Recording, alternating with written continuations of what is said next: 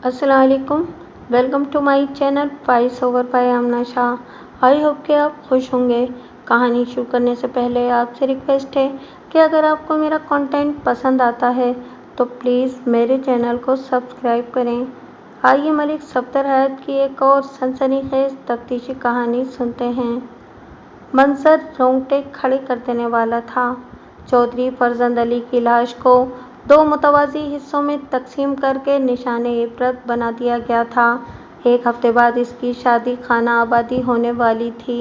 वो अपने घर के 3 खाने पहले ही आबाद कर चुका था, अब चौथे खाने को आबाद करने जा रहा था। ये इसकी चौथी शादी थी, मगर चौथा खाना आबाद होने से पेशतर ही बर्बाद हो चुका था। किसी ने इसे चारों शाने चित कर दिया था। मैंने पुलिस की नौकरी के दौरान में बड़े बड़े हैबतनाक मनाजिर देखे थे। लर्जा तारी कर देने वाले बहुत से वाक़यात का मैं ऐनी शाहिद था, मगर चौधरी फरजंद अली की लाश के मंजर ने मुझे झंझोड़ कर रख दिया था। रात दिन खतरनाक मुजरिमों से आंख मिचौली खेलते हुए मैं खासा सख्त दिल हो गया था। ये कोई 2-4 बरस का किस्सा तो था नहीं, बल्कि साल हर साल से ये मेरा मामूल रहा था। लेकिन आज मेरी आंखें जो कुछ देख रही थीं, इससे मुझे अपने वजूद में एक अजीब सी सनसनाहट महसूस हो रही थी।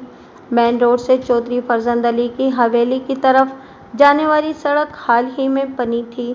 दरअसल ये पुख्ता ईंटों का रास्ता था। मेन रोड से हवेली तक फासला कमोबेश 1 फर्लांग होगा। लाश के दोनों मुतवाज़ी हिस्सों को मेन रोड पर ऐन उस मकाम पर लंबाई के रुख बिछाया गया था जहाँ से हवेली की तरफ जाने वाले रास्ते का आगाज़ होता था। दोनों मुतवाज़ी हिस्से एक दूसरे के साथ इस तरह जोड़े गए थे कि वो एक शहतीर की सूरत इख्तियार कर गए थे, यानी लाश का बायां पाँव पुख्ता रास्ते को छू रहा था। इस हिस्से की खोपड़ी मेन रोड के बस तक चली गई थी। यहाँ से लाश का दूसरा हिस्सा शुरू होता था। दायां पाँव खोपड़ी के बाएं हिस्से के साथ मिला हुआ था और खोपड़ी का दायां हिस्सा सड़क की दूसरी जानिब तक चला गया था। सड़क के इस तरफ कमाद के ले लगाते खेत थे। किसी जिंदा इंसान को इतनी सफाई के साथ दो एक जैसे हिस्सों में काट डालना कि दोनों में सरे मुंह फर्क दिखाई ना दे, नामुमकिनात में से था। जान हर शख्स को प्यारी होती है और जब जान पर बनाए तो इंसान खुद हिफाजती में हाथ पांव ज़रूर चलाता है। जीते जी आसानी से खुद को मौत के मुंह में नहीं धकेलता, बल्कि अपनी ज़िंदगी बचाने की हर मुमकिन कोशिश करता है। वो तो चौधरी फरजंद अली था, जिसका रोब व दबदबा आसपास के कई गांव तक मशहूर था, मगर इस वक्त एक केचुए से ज़्यादा इसकी कोई हैसियत नहीं थी। वो तो एक मकोड़े से भी ज़्यादा हकीर नज़र आ रहा था, जो 2 हिस्सों में बंटकर भी हरकत के काबिल रहता है। कोई बड़ा ही जीदार शख्स था जिसने जाबिर और मुतलकुल अनान चौधरी पर हाथ डाला था। ये बड़ा दिल कुरते वाला काम था। लाश को पहली नज़र देखते ही मुझे अंदाज़ा हो गया था कि चौधरी के साथ जो भी कार्रवाई की गई थी वो इसे मौत के घाट उतारने के बाद की गई थी। मुनक़सिम लाश कोई निहायती पुरअसरार कहानी सुना रही थी। बाद में मेरे इस अंदाजे की तस्दीक भी हो गई। चौधरी फरजंद अली की लाश का हशर जिस बुरे तरीके से ख़राब किया गया था, वो किसी आम कातिल का कारनामा नहीं हो सकता था। लाश की बेहुरमती से अंदाज़ा होता था कि कातिल इंतहाई शफ़ाफ़ और शकील क़ल्ब था। एक बात हतमी थी कि कातिल जो कोई भी था, अपने दिल में चौधरी के लिए नफ़रत का एक तूफ़ान रखता था। मैं इस वक्त अपने घर में गहरी नींद सो रहा था जब मुझे इस वाक़े की इत्तला मिली। मैं जल्दी जल्दी तैयार होकर थाने पहुंचा तो शबीना ड्यूटी वाले एक एएसआई ने बताया, मलिक साहब, बड़ी संगीन वारदात हो गई है। जो कांस्टेबल मुझे इत्तला देने गया था, इसकी ज़बानी मुझे काफ़ी कुछ मालूम हो चुका था। मैंने सब इंस्पेक्टर खादिम हुसैन और 2 कांस्टेबलों को साथ लिया और मौके पर पहुंच गया। इस वक्त तक सुपेदाए शहर नमूदार हो चुका था। लाश के गिर्द लोगों का हिजूम था। चौधरी फरजंद अली के अहले खाना पेश पेश थे। मैंने वहां पहुंचते ही सबको हटा दिया और बगौर लाश का जायज़ा लेने लगा। मकतूल चौधरी ने मौसम की मुनासबत से कलफ लगा अचकन का कुर्ता पहन रखा था। चिकन के कुर्ते के नीचे रेशमी तहमत था। उसकी उम्र 60 साल से ज़्यादा थी या होने वाली थी। उम्र को छुपाने के लिए सर के बालों और मूँछों में खिजाब का इस्तेमाल किया गया था। इसके बाएं हाथ की तमाम उंगलियां सोने चांदी की अंगुष्ठरियों से भरी हुई थीं, जिनमें बेशकीमत नग जगमगा रहे थे।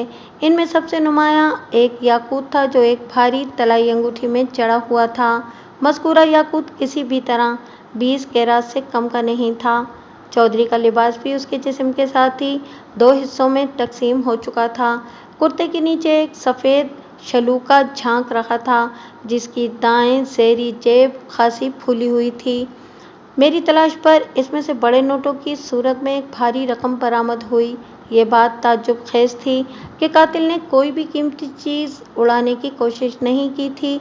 इससे एक बात ये भी साबित होती थी कि वो कोई पेशावर मुजरिम नहीं था, बल्कि उसका ये कारनामा सरासर एक इंतकामी कार्रवाई थी।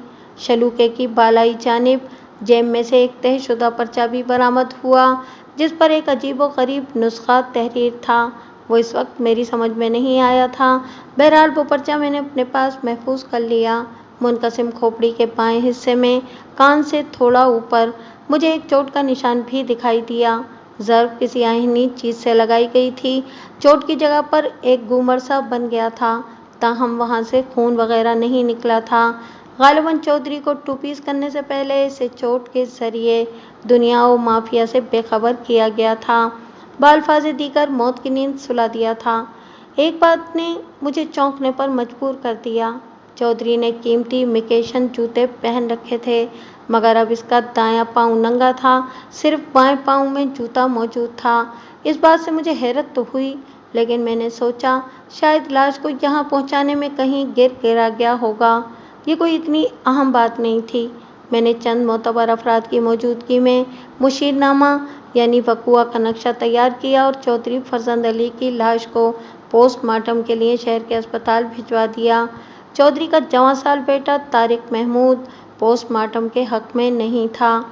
थानेदार साहब, हम पोस्टमार्टम नहीं होने देंगे, उसने गुस्सीले लहजे में कहा।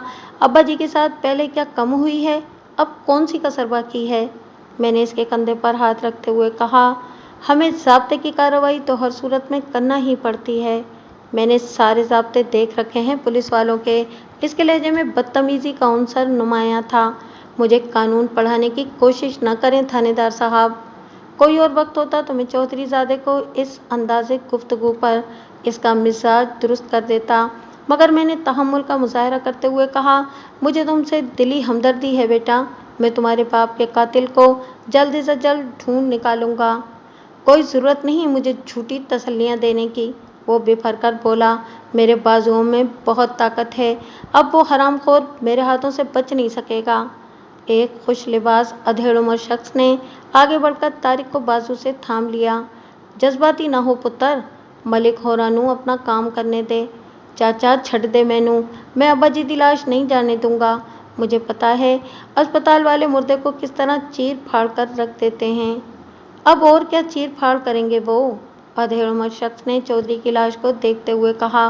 पुलिस अपना काम करे, हम अपना काम करेंगे। कुछ और लोगों ने भी तारिक को समझाना शुरू कर दिया। बहरहाल लाश को अस्पताल रवाना करने के बाद मैंने मौके पर मौजूद कुछ लोगों के बयानात नोट करना शुरू किए। मुझे इस शख्स की तलाश थी जिसने सबसे पहले लाश को देखा था। मेरे इस्तफसार पर इसी खुशपोश अधेड़ उम्र शख्स ने बताया, जिसे तारिक चाचा कहकर मुखातिब कर रहा था। बाद में मुझे मालूम हुआ कि इस शख्स का नाम खुदा बख्श था और वो मकतूल का दूर पार का एक रिश्तेदार था। वो बोला, मलिक साहब, फीका अभी अभी घर गया है, इसी ने हमें इस हादसे की इतला दी थी। इसका घर किधर है? खादिम हुसैन ने पूछा। चाचा खुदा बख्श ने कहा कि ओ बादशाह हो, आप क्यों तकलीफ़ करते हैं, फीके को घर से बुला लेते हैं।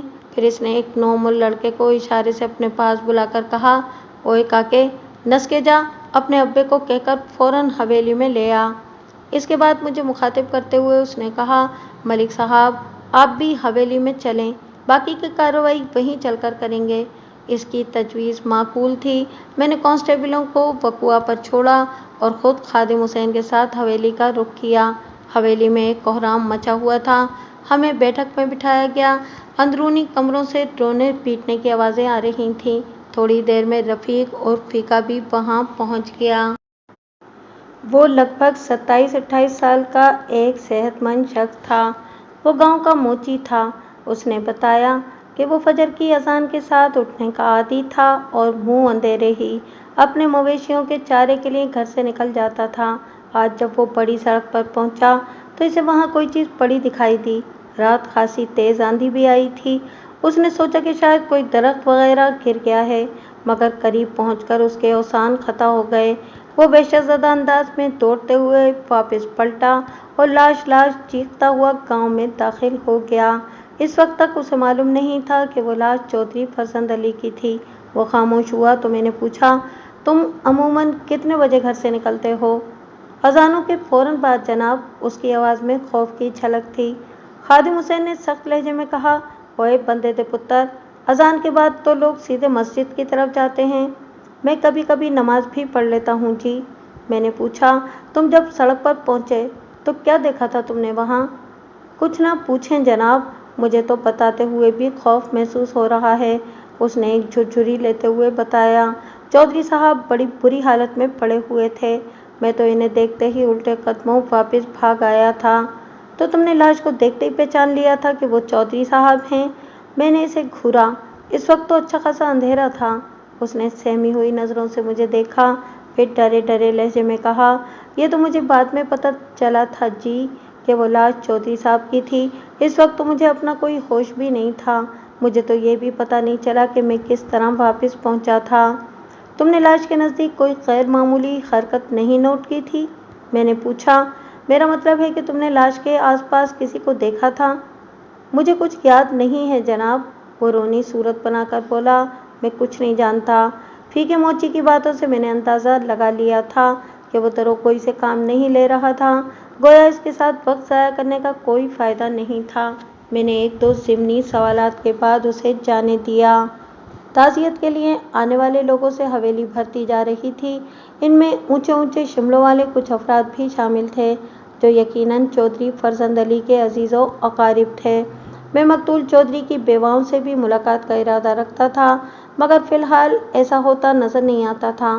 ताहम मुझे फौरी तौर पर जो भी मालूमात हासिल हुई, इनका खुलासा ये था, चौधरी फरजंद अली कल सुबह लायलपुर जाने के लिए घर से निकला था। उसने घर में यही बताया था कि वो लायलपुर के एक जमींदार राय बशीर अहमद खरल से मिलने जा रहा था। इसे शाम को वापस आ जाना था, मगर नहीं आया। फिर दूसरी सुबह सड़क पर इसकी कटी हुई लाश मिली थी।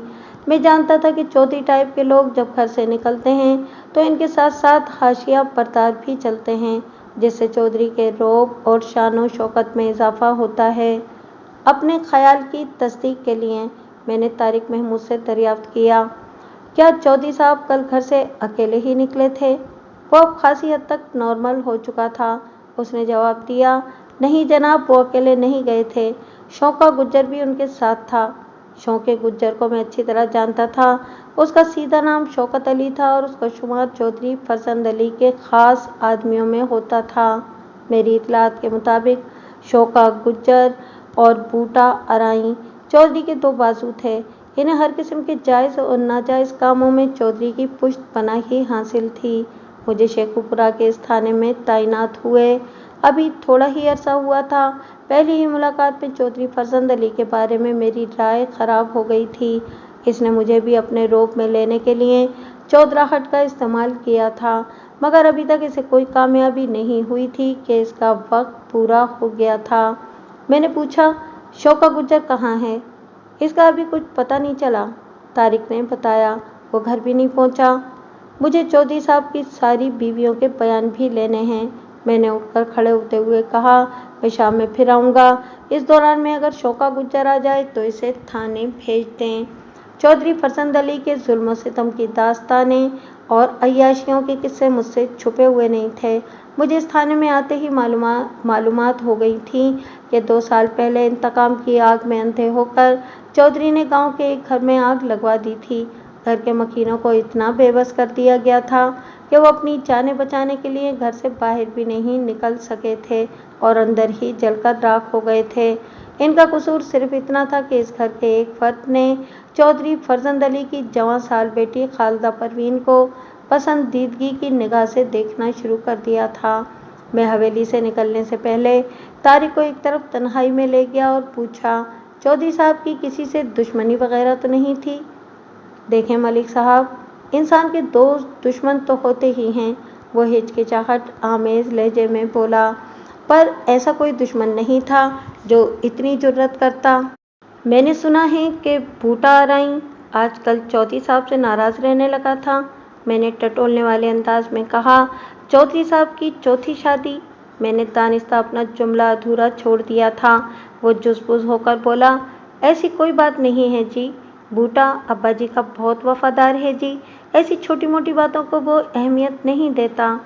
तारिक जिसे छोटी मोटी बात से ताबीर कर रहा था, वो मेरे नज़दीक इतनी बड़ी बात थी कि बूटा चौधरी फरजंद अली का कत्ल कर सकता था। मेरी ताज़ा तरीन इतलात के मुताबिक मकतूल चौधरी जिस 16 साला लड़की से शादी करने जा रहा था, वो बूटा की चचाज़ाद थी, और ख़ास बात ये थी कि बूटा उसे पसंद करता था। लड़की का नाम यास्मीन था।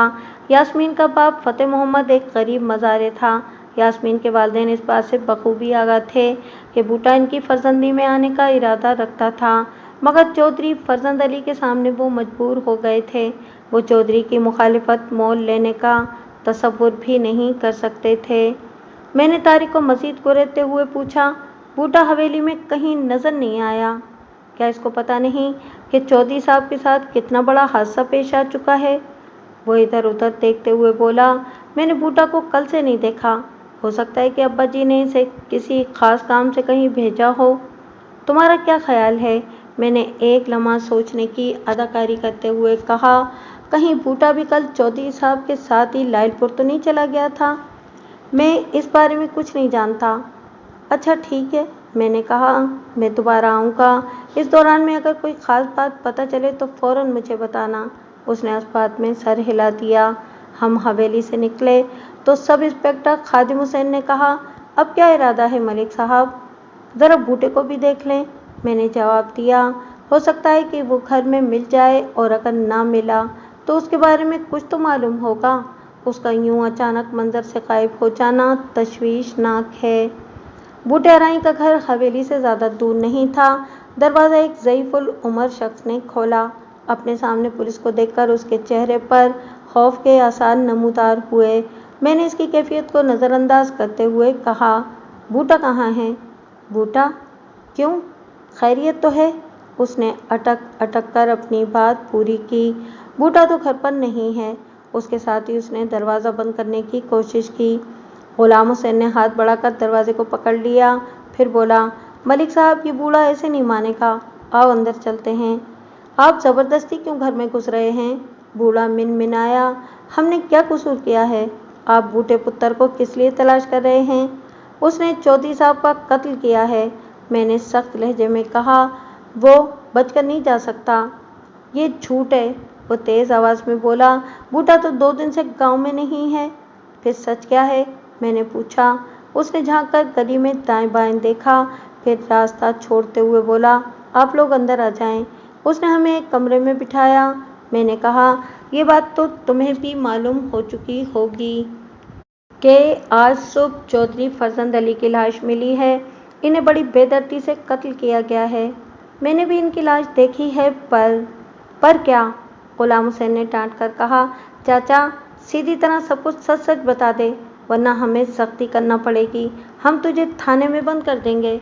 उसने सहमी हुई नज़रों से मुझे देखा। मैंने पूछा, तुमने बताया है कि बूटा 2 रोज़ से गाँव में नहीं है, वो कहाँ गया हुआ है? वो बोला, मैं इसके मामलात में ज़्यादा दखल नहीं देता, और वो मुदाखलत को पसंद भी नहीं करता। वो अपनी मर्ज़ी का मालिक है। वो खुद कोई बात मुझे बता दे तो बता दे, वरना मेरी क्या मजाल कि इससे पूछ सकूं। मैंने इसकी बात काट कर कहा, तो तुम्हें कुछ पता नहीं? वो 2 रोज़ से कहाँ गायब है? वो टोबा टेक सिंह गया हुआ है। बूढ़े ने थूक निकलते हुए बताया। इसने मुझे यही बताया था। कह रहा था कि चौधरी साहब के किसी ज़रूरी काम से जा रहा है, वापसी में चंद दिन लग जाएंगे। मुझे इस बात पर हैरत भी हुई थी कि उसने अपनी रवानगी की इत्तला मुझे देना क्यों ज़रूरी समझा, मगर मुझे पूछने की हिम्मत नहीं हुई। मैंने गुफ्तगू का रुख तब्दील करते हुए अचानक सवाल किया, ये यास्मीन का क्या चक्कर है चाचा? सुना है कि चौधरी साहब की इससे शादी होने वाली थी। जी, उसने अजीब सी नज़रों से मेरी तरफ देखते हुए कहा। चौधरी साहब मालिक हैं, वो जो चाहे कर सकते हैं। अब वो कुछ नहीं कर सकते, मैंने कहा। वो जहाँ पहुँच गए हैं वहाँ आदमी मज़ीद कुछ नहीं कर सकता। ज़िंदगी भर के किए को भुगतना पड़ता है। अल्लाह की मर्ज़ी है जी। उसके चेहरे पर उदासी छा गई। वो एक आह भरकर बोला, बंदा क्या कर सकता है?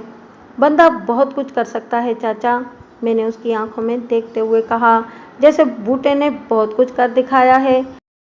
शायद वो मेरी बात को समझ नहीं पाया था। उलझन आमेज नज़रों से मेरी तरफ देखता रहा। मैंने मज़ीद कहा, और अब इसे भी अपने किए को भुगतना है। हम बहुत जल्द इसे गिरफ्तार कर लेंगे। बहुत मनमानी कर ली है उसने। चौधरी साहब के बलबूते पर सारा हिसाब बराबर हो जाएगा। थानेदार साहब, आपको कोई गलतफहमी हो गई है। बूढ़े का अंदाज खुशामदना था। मेरा बेटा चौधरी साहब का कत्ल नहीं कर सकता। वो तो इनका दायां बाजू था। भला बाजू भी कभी अपने वजूद पर वार कर सकता है? ये मोहब्बत बड़ी अजीब व गरीब शय है चाचा, आदमी को अंधा कर देती है। मैंने रोलर को अपने हाथ पर मारते हुए कहा, मोहब्बत की आग में इंसान खुद तो जलता ही रहता है, लेकिन कभी कभी दूसरों को भी जलाकर खाकिस्तान कर देता है। बूटे के बाप ने कहा, थानेदार साहब, बूटा यास्मीन को सिर्फ पसंद करता था, वो इसकी खातिर इतना संगीन कदम नहीं उठा सकता। मैंने उसकी आंखों में झांकते हुए चुभते हुए लहजे में सवाल किया। मुझे पता चला है कि चंद रोज़ पहले यास्मीन के मामले पर बूटा और मकतूल चौधरी के दरमियान खासी तल्ख कलामी भी हो चुकी थी। मैंने अंधेरे में एक तीर छोड़ा था जो जाकर निशाने पर लगा। वो बोला, तल्ख कलामी क्या होना थी जी? वो तो चौधरी साहब ने इसे ऊंच नीच समझाई थी और बात बूटे की समझ में आ गई थी। इसके बाद तो सब ठीक हो गया था। वाकई सब ठीक हो गया था, मैंने इसे घूरते हुए कहा। बूटे ने सारा मामला फिट कर दिया। पता नहीं जी, आप कैसी बातें कर रहे हैं। सब पता चल जाएगा, ज़रा बूटे का सुराग तो मिलने दो, मैंने उठते हुए कहा। मैं शाम में फिर आऊँगा, कहीं आना जाना नहीं, गांव ही में रहना है, क्या समझे? समझ गया जनाब, जो हुक्म सरकार का। हम बूटे की गली से बाहर निकले ही थे कि एक मकबूतुल खवास बूढ़ा अचानक मुझसे लिपट गया। बदबू का एक फबका मेरे नथनों से टकराया। मैंने पूरे जोर से उसे धक्का देकर खुद से जुदा किया। वो लड़खड़ाते हुए ज़मीन पर जा गिरा, फिर सुर्ख आंखों से मुझे घूरने लगा। खादिम हुसैन ने आगे बढ़कर उसे एक ठुड्डा मारा। ओए, कौन हो तुम? मैंने देखा खादिम हुसैन के ठुड्डे का इस पर मुतलिक असर नहीं हुआ था। वो बदस्तूर मुझे घूर रहा था। इतने देर में कुछ लोग हमारे इर्द गिर्द जमा हो गए थे। एक शख्स ने बताया, पागल है जी, इसका दिमाग काम नहीं करता। एक और आवाज़ आई, थानेदार साहब, इसे कुछ न कहें, हमातल को अपना होश नहीं जी, बड़े बोहड़ के नीचे दिन रात पड़ा रहता है। बहुत पहुंचा हुआ बंदा है जनाब, मेरे करीब खड़े एक शख्स ने कहा। खामखा इसकी बद्दुआ न लें। इस दौरान में वो उठकर खड़ा हो चुका था। उसने पाँव तक एक लंबा सब्ज चोला पहन रखा था जिस पर जगह जगह पेवंद लगे हुए थे। इसके गले में मुझे कई मालाएं भी नजर आईं। वो पाँव से नंगा था। इसके पाँव गैर मामूली तौर पर बड़े थे। फिर देखते ही देखते इसने खेतों की जानिब दौड़ लगा दी। दौड़ते हुए इसने दोनों हाथ आसमान की तरफ उठा रखे थे और बावाज़े बुलंद बोलता चला जा रहा था, पहले एक, फिर दो, दो और दो चार, अल्लाह की पड़ेगी मार, हक चार यार, हक चार यार। मलंग बाबा की बातें अल्लाह ही जाने, एक शख्स ने आसमान की तरफ निगाह उठाकर कहा। फिर इजाफा किया, अल्लाह की शान है, पता नहीं किस किस रंग में अपना जलवा दिखाता है। लोग आहिस्ता आहिस्ता छटने लगे। मैंने खादिम हुसैन से इस्तफसार किया, इस बाबे के बारे में तुम्हारा क्या ख्याल है? मुझे तो कोई पागल लगता है, उसने जवाब दिया। जाहिल लोग खामखा मुख्तलिफ कहानियाँ घड़ लेते हैं। गांव देहातों में ऐसे बाबे बहुत मिल जाते हैं। मैंने जवाबन कोई तबसरा नहीं किया। हम एक टांगे में बैठकर इस जगह पहुंच गए जहां से चौधरी फरजंद अली की लाश मिली थी। वहां पर मुतय्यन कांस्टेबलों को मैंने न्यू ड्यूटी सौंप दी। ایک کو شوق گجر کے گھر کی نگرانی پر مامور کر دیا اور دوسرے کو ہدایت کی کہ وہ بوٹے ارائی کے گھر پر نظر رکھے اور جیسے ہی وہ کوئی خاص بات نوٹ کریں فوراً ہی مجھے اطلاع دیں۔ اس کے بعد میں خادم حسین کے ساتھ واپس تھانے آ گیا۔ میں آج صبح ہنگامی حالت میں گھر سے نکلا تھا، اس لیے ناشتہ بھی نہیں کر سکا تھا۔ تھانے پہنچ کر میں نے سب سے پہلے ناشتہ کیا، پھر ASI امانت علی کو 2 سپاہیوں کے ساتھ لائل پور روانہ کر دیا۔ حویلی سے آتے وقت میں نے مقتول چودھری کے بیٹے طارق محمود سے لائل پور کے زمیندار رائے بشیر احمد کھرڑ کا پتہ لے لیا تھا۔ رائے صاحب سے یہ پتہ اور یہ تصدیق کرنا ضروری تھا کہ چودھری فرزند علی وہاں سے واپسی کے لیے کتنے بجے روانہ ہوا تھا۔ میں نے ASI کو خصوصی ہدایت کر دی تھی کہ وہ شام سے پہلے واپس آ جائے۔ رائے بشیر احمد لائل پور میں گھنٹہ گھر کے قریب ہی رہتا تھا۔ اس کیس کی مزید تفصیلات میں جانے سے پہلے میں ضروری سمجھتا ہوں کہ آپ کے سامنے مقتول چودھری فرزند علی کا مختصر تعارف پیش کر دوں تاکہ واقعات میں تسلسل رہے اور آپ کو کوئی الجھن محسوس نہ ہو۔ چودھری فرزند علی نے پہلی شادی عمر بی بی سے 30 سال کی عمر میں کی تھی۔ عمر بی بی کی عمر شادی کے وقت 20 سال تھی۔ اس کا تعلق ضلع جھنگ کے علاقے شاہ جیونا سے تھا۔ شادی کے بعد 6 سال تک جب عمر بی بی کی گود ہری نہ ہوئی تو فرزند علی نے اسے بانجھ قرار دے کر زلیخا بیگم سے دوسری شادی رچا لی۔ عمر بی بی نے اس موقع پر بہت واویلا مچایا مگر فرزند علی نے اس کی ایک نہ سنی۔ مجھے اپنی نسل تو چلانی ہے، فرزند علی نے دوسری شادی کے حق میں دلیل دی۔ میں اور انتظار نہیں کر سکتا، 6 سال کوئی کم عرصہ نہیں ہوتا۔ عمر بی بی نے روحاں سے لہجے میں کہا، اگر آپ ابھی تک باپ نہیں بنے تو اس میں میرا کیا قصور ہے سرتاج؟ آپ مجھے کس جرم کی سزا دے رہے ہیں؟ تمہاری زبان کچھ زیادہ ہی چلنے لگی ہے عمر بی بی، فرزند علی نے سخت لہجے میں کہا۔ تمہیں تو میرا احسان مند ہونا چاہیے کہ میں تمہاری حیثیت کو ختم نہیں کر رہا ہوں، ورنہ میں اگر چاہوں تو تمہیں…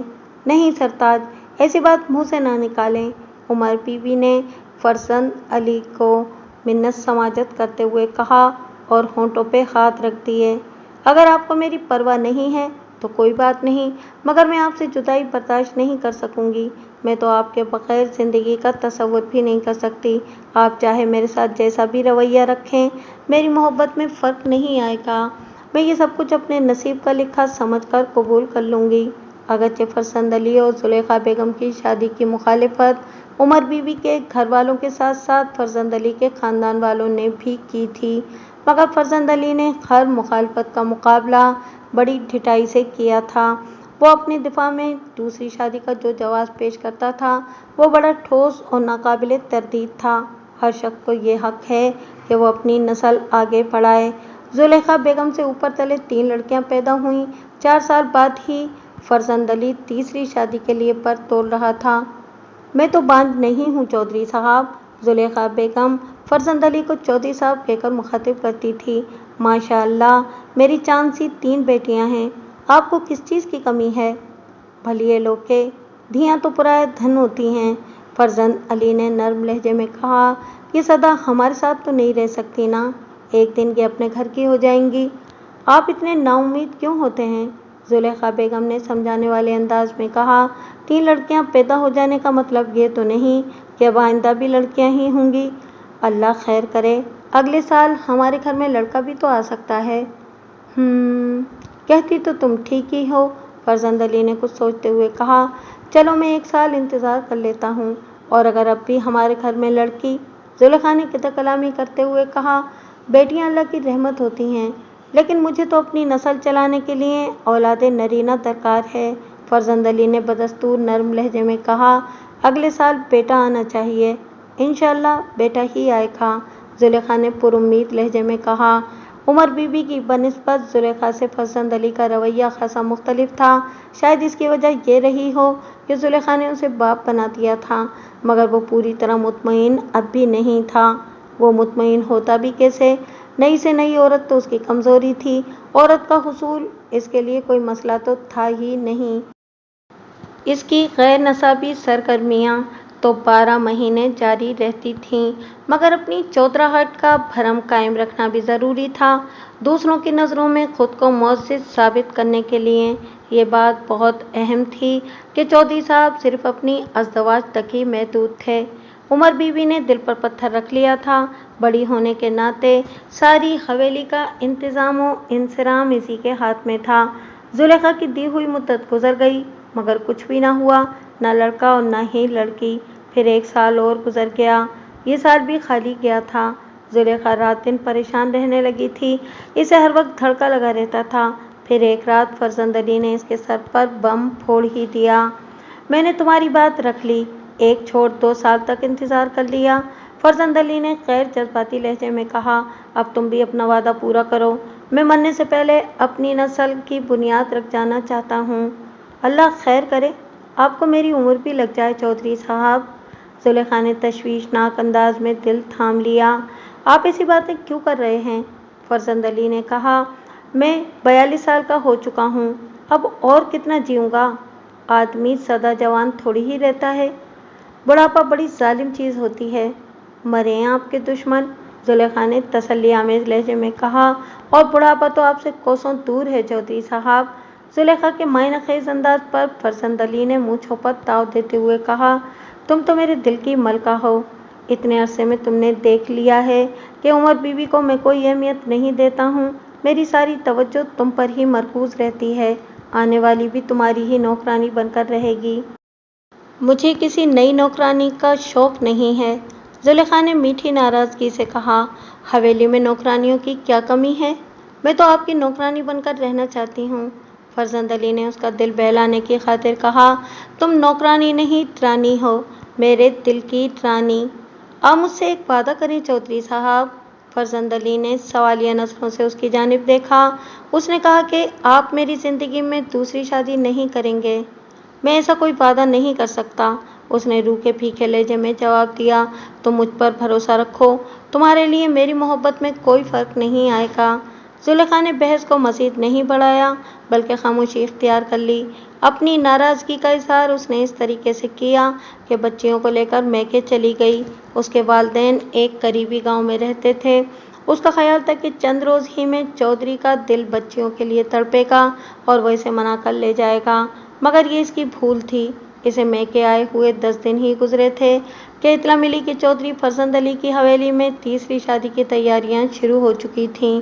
वो फ़ौरन से पेशतर हवेली पहुंच गई, मगर कुछ हासिल न हुआ। फरजंद अली ने आज तक किसी की मानी थी जो उसकी मानता?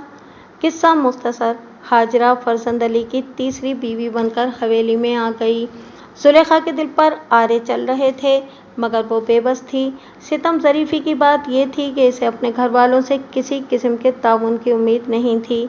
इसके बाप ने 3 शादियां कर रखी थीं, इसके नाना ने 4 शादियां की थीं।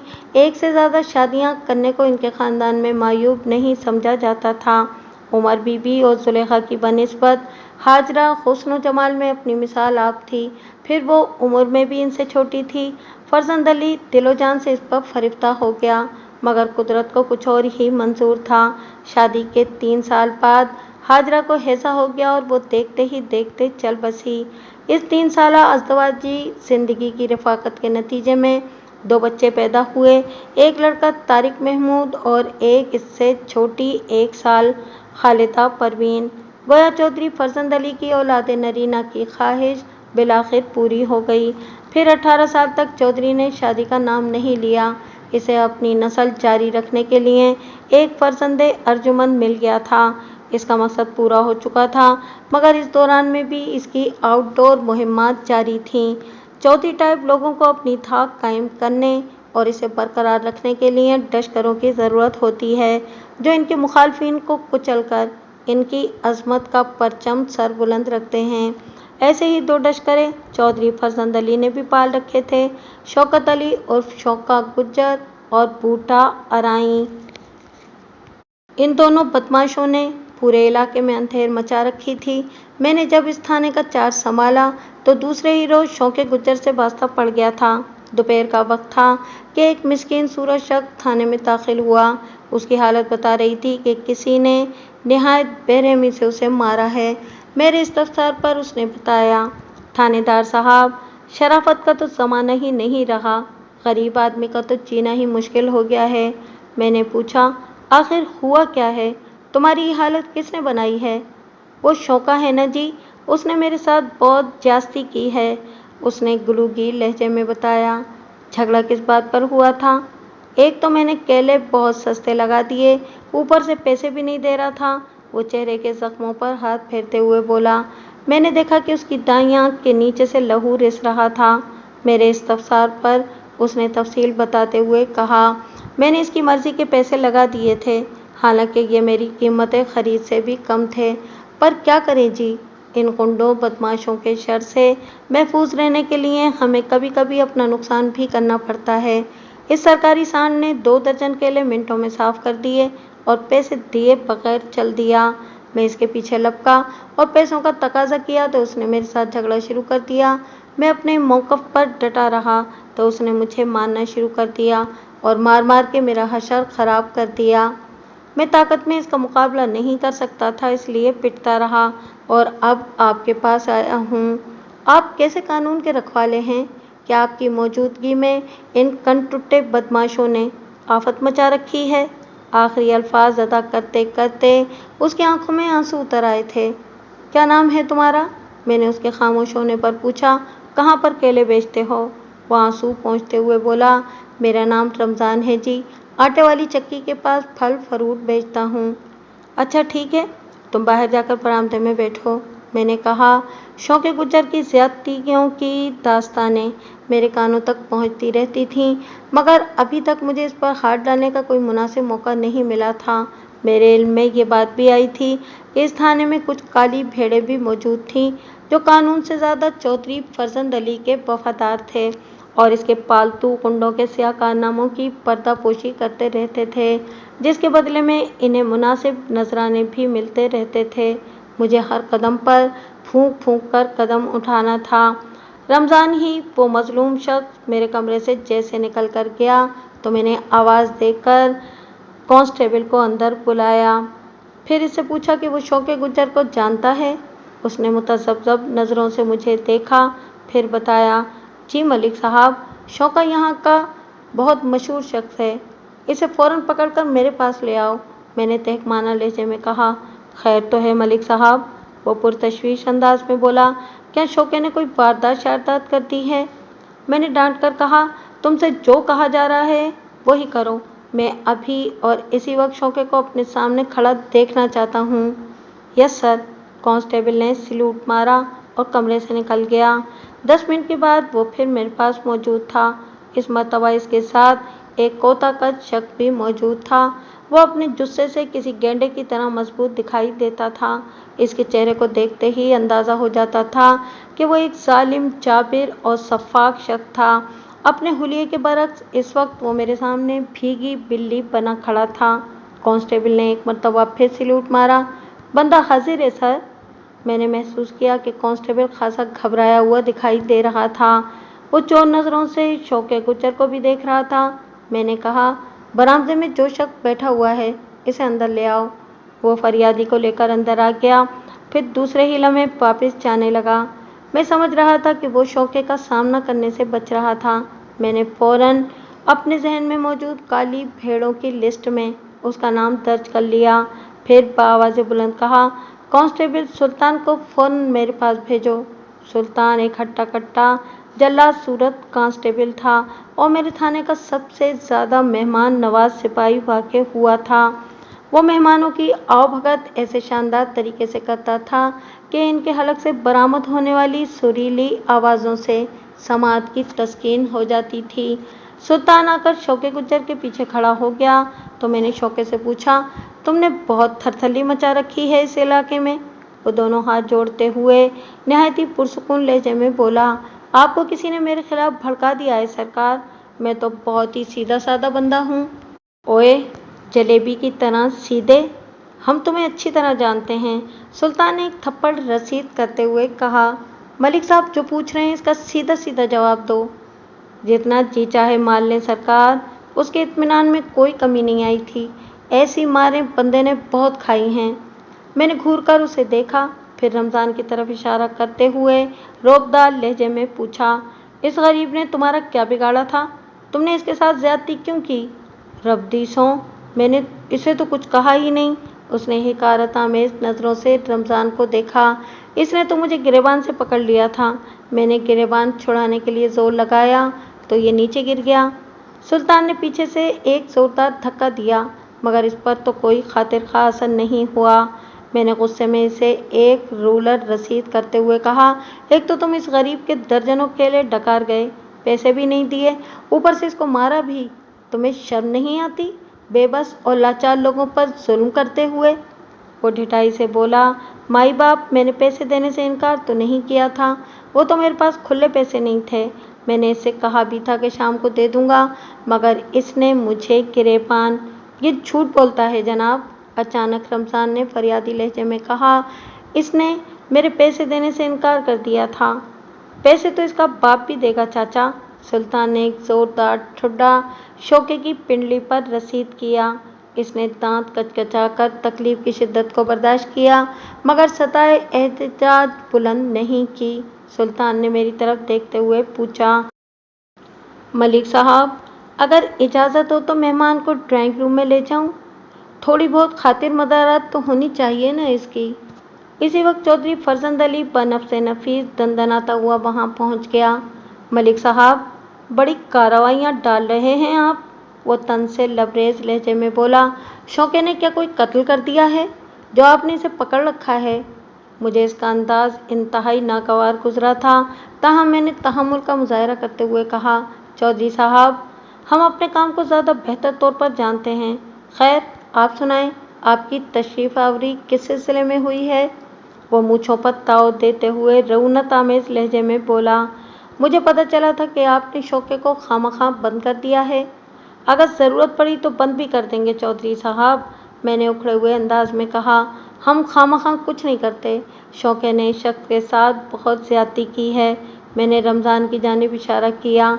चौधरी ने आंखों ही आंखों में शौके से खामोश गुफ्तगू की। वो कैंचली बदलते हुए बोला, चौधरी साहब, मैं तो थानेदार साहब से कह भी रहा था कि रमज़ान चाचे के पैसे अभी दे देता हूँ, मैं तो इससे माफ़ी मांगने को भी तैयार हूँ, मगर थानेदार साहब मेरी बात ही नहीं सुनते। शौके के चेहरे पर तारी यतीमियत के तासुरात को देखकर मुझे ज़रा हैरत नहीं हुई। चौधरी ने मुझे मुखातिब करते हुए कहा, जाने दे मलिक साहब, मैं इस शख्स का नुकसान पूरा कर देता हूँ, आप शौके को छोड़ दें। ये तो अब यूं ही नहीं छूटेगा चौधरी साहब, मैंने कहा, इसके खिलाफ कानूनी कार्रवाई तो होगी।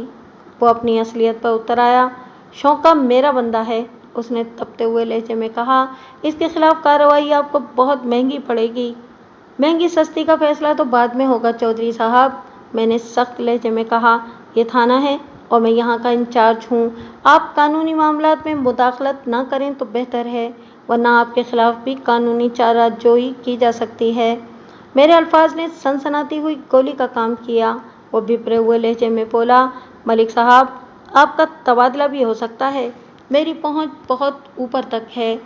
मैंने भी इसी लहजे में जवाब दिया, ऊपर का मामला ऊपर वाला जाने, आप किसी और को जाकर धमकाएं। मेरा नाम मलिक सफ्तर हयात है, मैंने आप जैसे बहुत से चौधरियों को नथ डाली है माजी में। वो गुस्से को जब्त करते हुए जहरीले लहजे में बोला, आप जैसे कई थानेदार आए और चले गए, आपको चौधरी फरजंद अली की ताकत का अंदाज़ा नहीं है। इस थाने में रहने के लिए मेरी खुशनुदी ज़रूरी है। मेरे आला हुक्काम मेरी कारकर्दगी से मुतमईन और खुश हैं। मैंने इसकी आंखों में आंखें डालते हुए कहा, आप जैसे चौधरियों को तो मैं जेब में डाले फिरता हूँ। इसका गुस्सा 7वें आसमान पर जा पहुँचा। घुरा कर बोला, शौके को छोड़ दें वरना अच्छा नहीं होगा, मैं पहली ही पेशी पर इसे छुड़ा लूँगा। अदालत से छुड़ा सकते हो तो छुड़ा लेना, मैंने तुर्की बतुर्की जवाब दिया। यहाँ से तो नहीं छूटेगा तुम्हारा बंदा। वो थोड़ी देर तक खूंखार नज़रों से मुझे घूरता रहा, फिर पाँव पटकता हुआ वहाँ से चला गया। मैंने सुल्तान से कहा, इस तस्करे को ड्राइंग रूम में ले जाओ और अपने अरमान निकालने के बाद हवालात में डाल दो। इनके जाने के बाद मैंने रमज़ान को भी रुखसत कर दिया।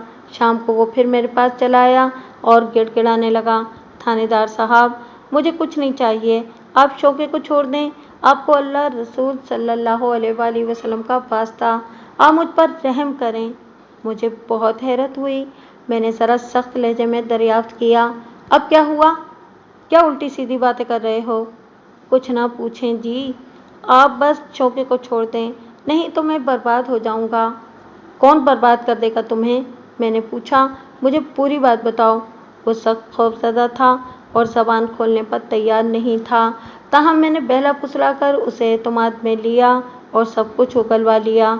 उसने बताया, चौधरी साहब ने मुझे धमकी दी है कि अगर मैंने शौके के खिलाफ रिपोर्ट वापस न ली तो वो मेरी बीवी को बेलिबास करके गली गली घुमाएंगे।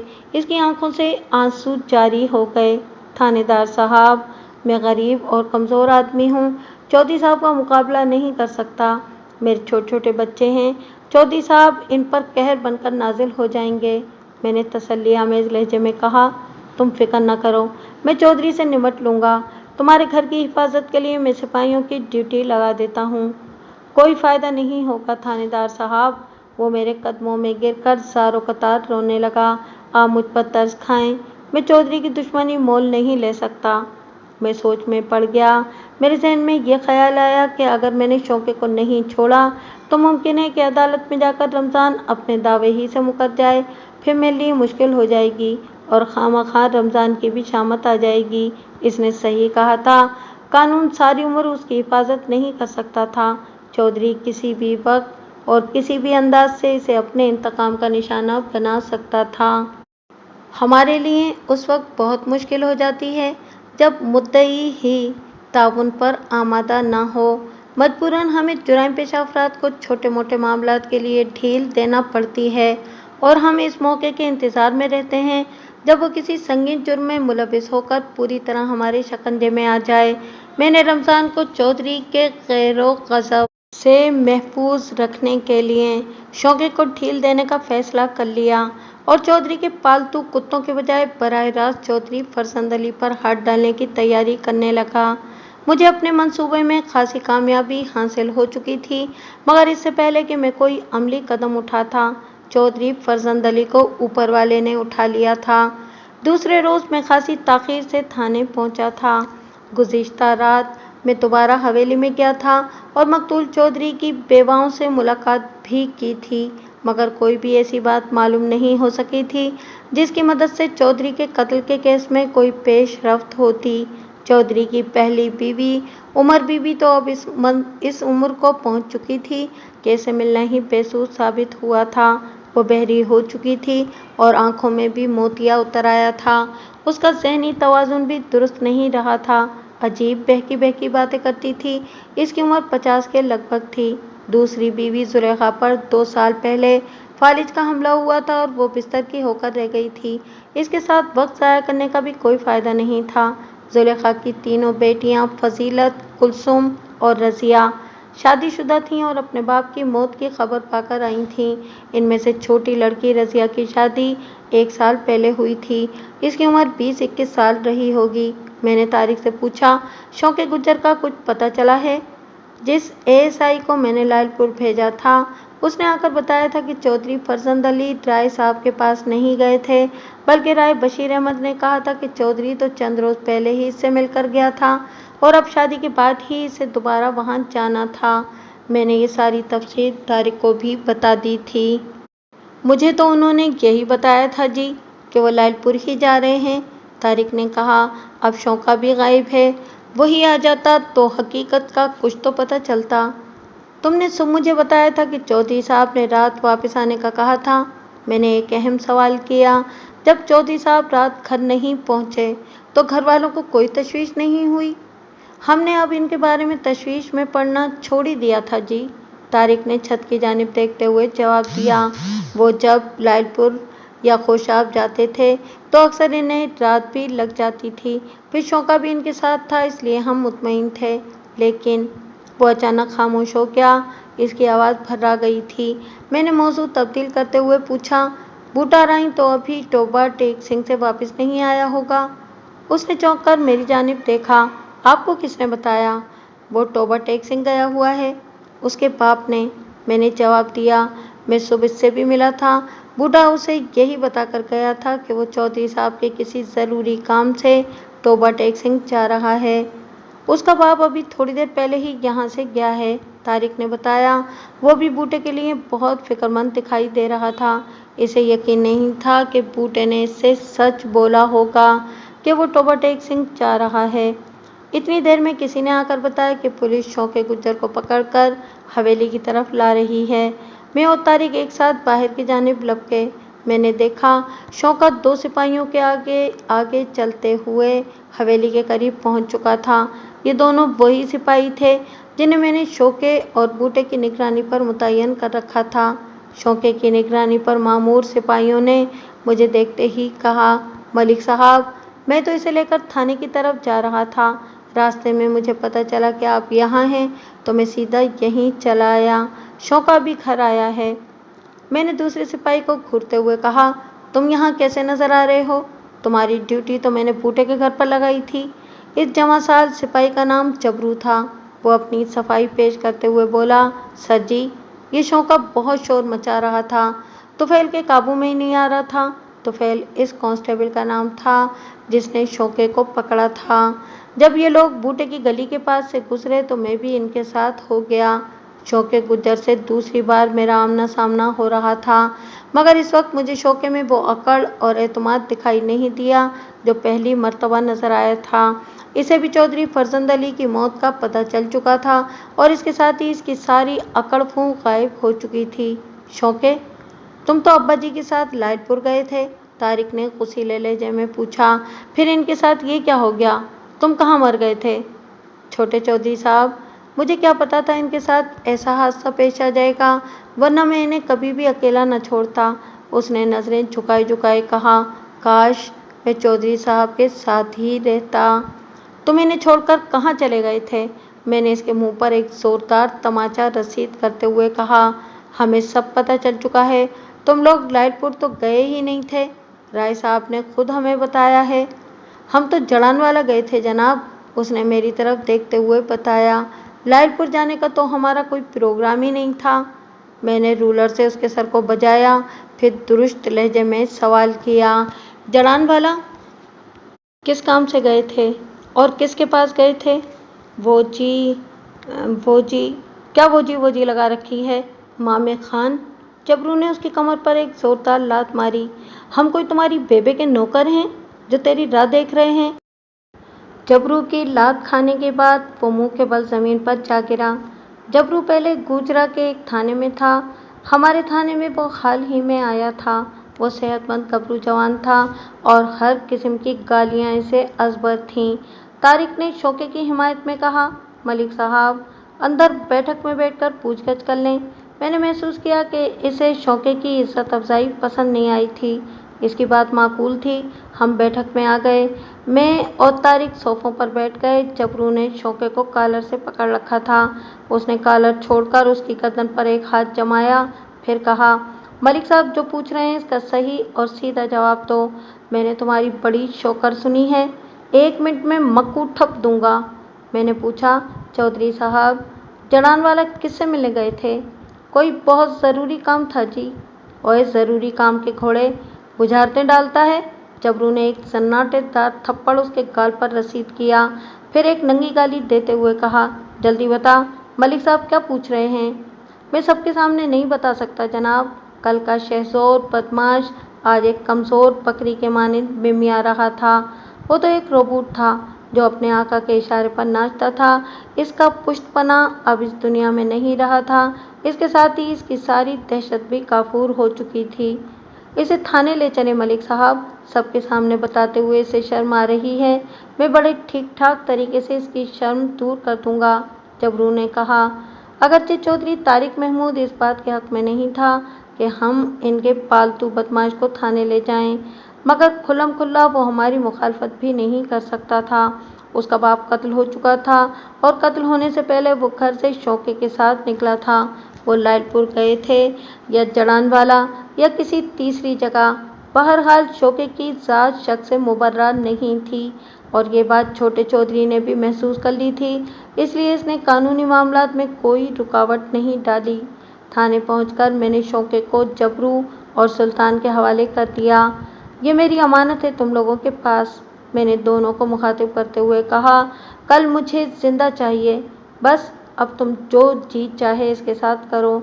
तुमको मेरी तरफ से इजाज़त है।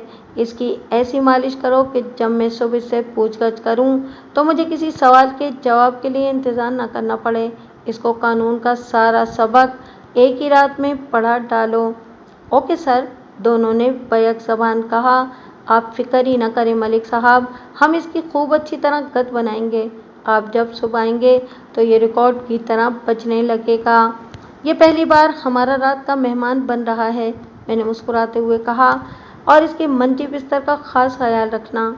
अच्छा जनाब, आप मुतमईन होकर जाएं। मैं शौके को 4 कोहनामश्क हाथों के हवाले करके घर चला गया था। मुझे उम्मीद थी कि वो मुझे मायूस नहीं करेंगे, और वाकई वो मेरी तवक्को पर पूरे उतरे थे। सुबह जब मैं थाने पहुंचा तो दिन के 11 बज रहे थे। मेरे हुक्म पर शौके को हवालात से निकालकर फौरन पूछगछ के कमरे में लाया गया। इसे देखकर मुझे हैरत का एक झटका लगा। चौधरी फरजंद अली के बलबूते पर फुनकारने वाला जहरीला सांप एक हकीर केचुए की सूरत इख्तियार कर चुका था। मुझ पर नज़र पड़ी तो मेरे सवाल करने से पहले ही वो बोल पड़ा। थानेदार साहब, हम चढ़ान वाला हकीम हयात बख्श के पास गए थे। मैंने तौसीफी नज़रों से सुल्तान और जबरू की तरफ देखा। वो इस वक्त मेरे पास ही खड़े थे। इनकी मेहनत बज़बाने खुद बोल रही थी। क्यों मलिक साहब, आप मुतमईन हैं? जबरू ने फखरी अंदाज में मेरी जानिब देखा।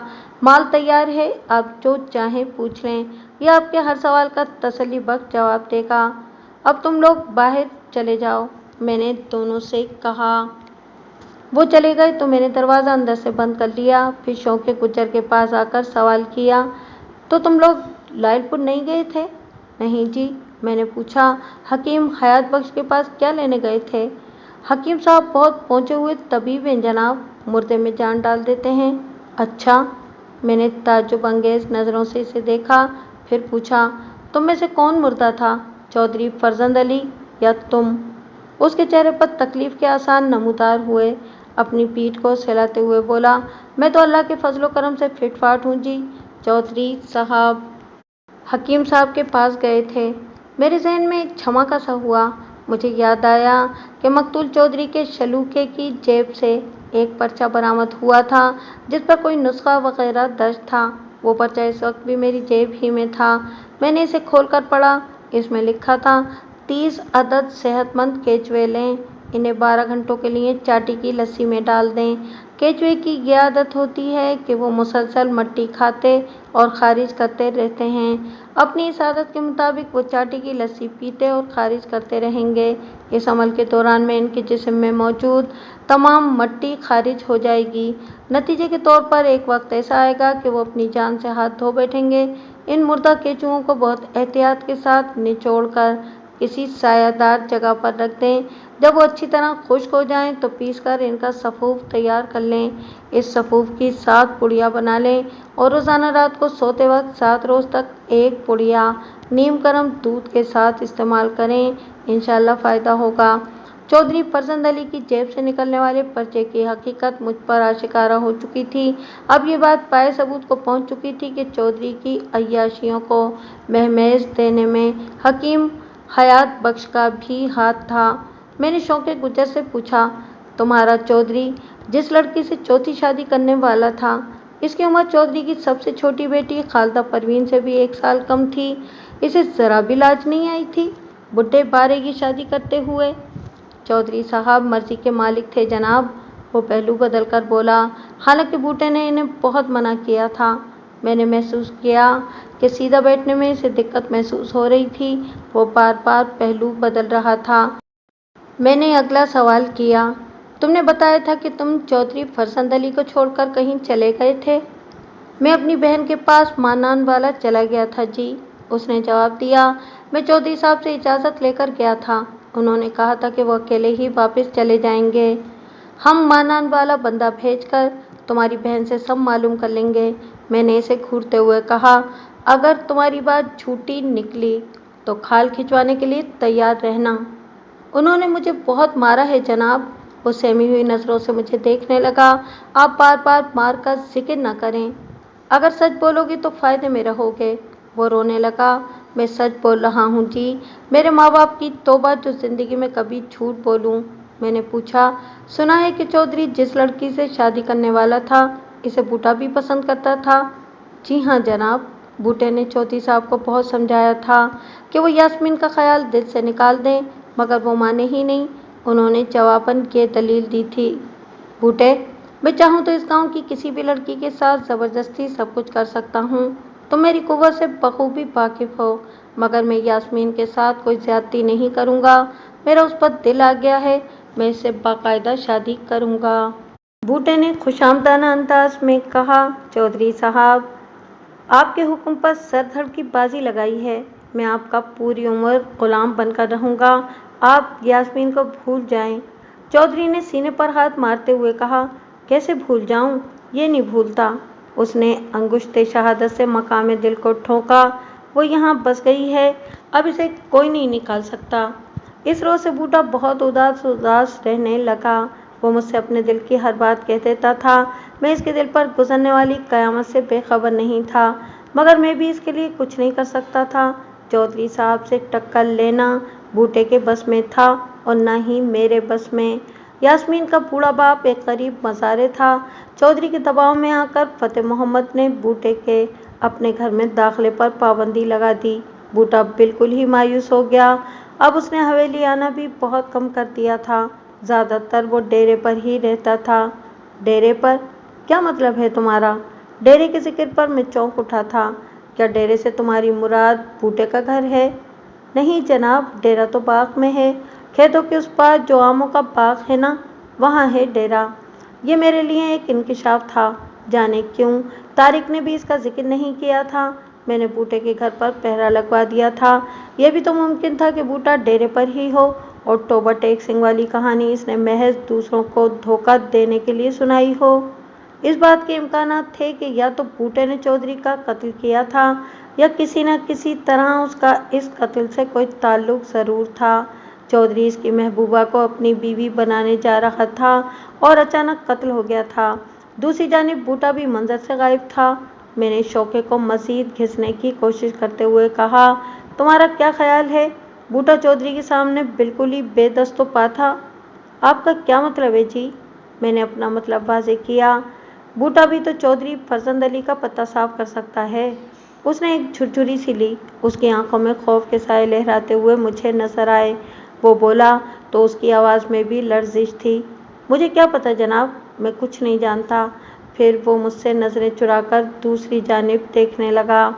मैं समझ गया कि दाल में कुछ काला ज़रूर है। मैंने अपने सवालात का ज़ाविया तब्दील करते हुए पूछा, बूटा तुमसे अपने दिल की हर बात कर लेता है और कह देता है, तुमने मुझे यही बताया है ना? उसने उस बात में जवाब दिया। मैंने कहा, मुझे पता चला है कि बूटा तुम्हारा जिगरी यार है। जी, वो मेरे सवाल से गड़बड़ा गया। मेरा मतलब है कि वो अपना यार बेली है। तुम्हें इससे दिली हमदर्दी भी है? जी हाँ, अगर इस पर कोई मुसीबत आन पड़े तो तुम इसकी मदद को पहुँचोगे। उसने सवालिया नज़रों से मुझे देखा और फिर बोला, जाहिर है दोस्ती दोस्तों के काम आते हैं। चौधरी फरजंद अली के कत्ल में भी तुमने उसका साथ दिया था? जी हाँ जनाब। इसे फौरन अपनी गलती का एहसास हो गया। जल्दी से बोला, मेरा मतलब है जनाब, बूटे ने चौधरी साहब को कत्ल नहीं किया। वो इतनी जुर्रत कैसे कर सकता है? इसकी ज़बान फिसल चुकी थी। मुझे यकीन हो गया था कि वो इस कत्ल के बारे में बहुत कुछ जानता था। मैं कुर्सी से उठकर खड़ा हो गया और खामोशी से इधर उधर टहलने लगा। वो बेचैनी से मुझे देखने लगा। मैं इस पर एक नफ्सियाती हरबा आजमा रहा था। जैसे ही मैं दीवार के पास पहुंचता, सर झुकाकर कुछ सोचने लगता या फिर फौरन पलटकर दूसरी दीवार की तरफ चल पड़ता। कुछ देर तक तो वो मुझे परेशान नज़रों से देखता रहा। फिर इसके सब्र का पैमाना लबरेज हो गया। मैं यही चाहता था। वो अचानक फट पड़ा, आप मेरा यकीन क्यों नहीं करते जनाब? मैं चौधरी साहब के कत्ल के बारे में कुछ नहीं जानता। मैं घूमकर चलते हुए उसके पास आया, फिर अपने रोलर से उसकी ठोड़ी को ऊपर उठाते हुए नहायत ही सपाक लहजे में कहा, मेरा ख्याल है कि सुल्तान और जबरू अभी थाने में ही होंगे। मैं इन्हें देखता हूँ। इतना कहकर मैं दरवाजे की जानिब बढ़ गया।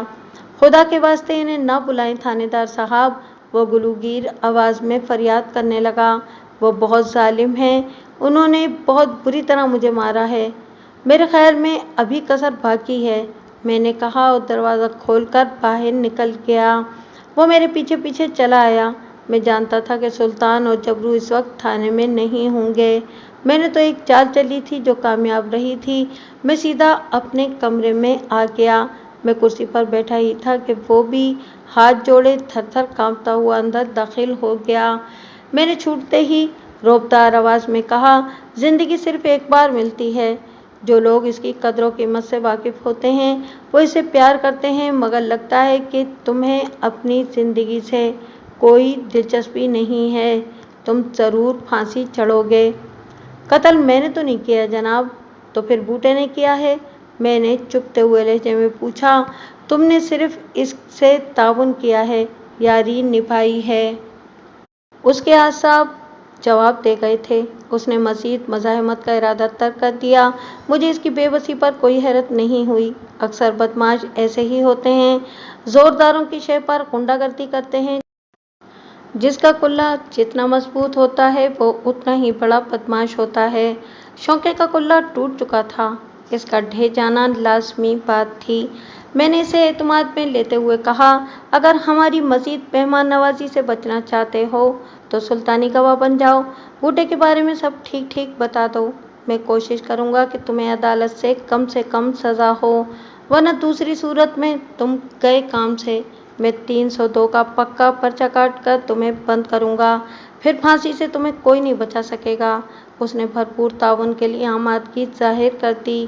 شوقِ گجر سے مجھے جو معلومات حاصل ہوئیں ان کا لب لباب یہ تھا کہ بوٹا رقیب روسیہ کو اپنے راستے سے ہٹانے کا پکا فیصلہ کر چکا تھا۔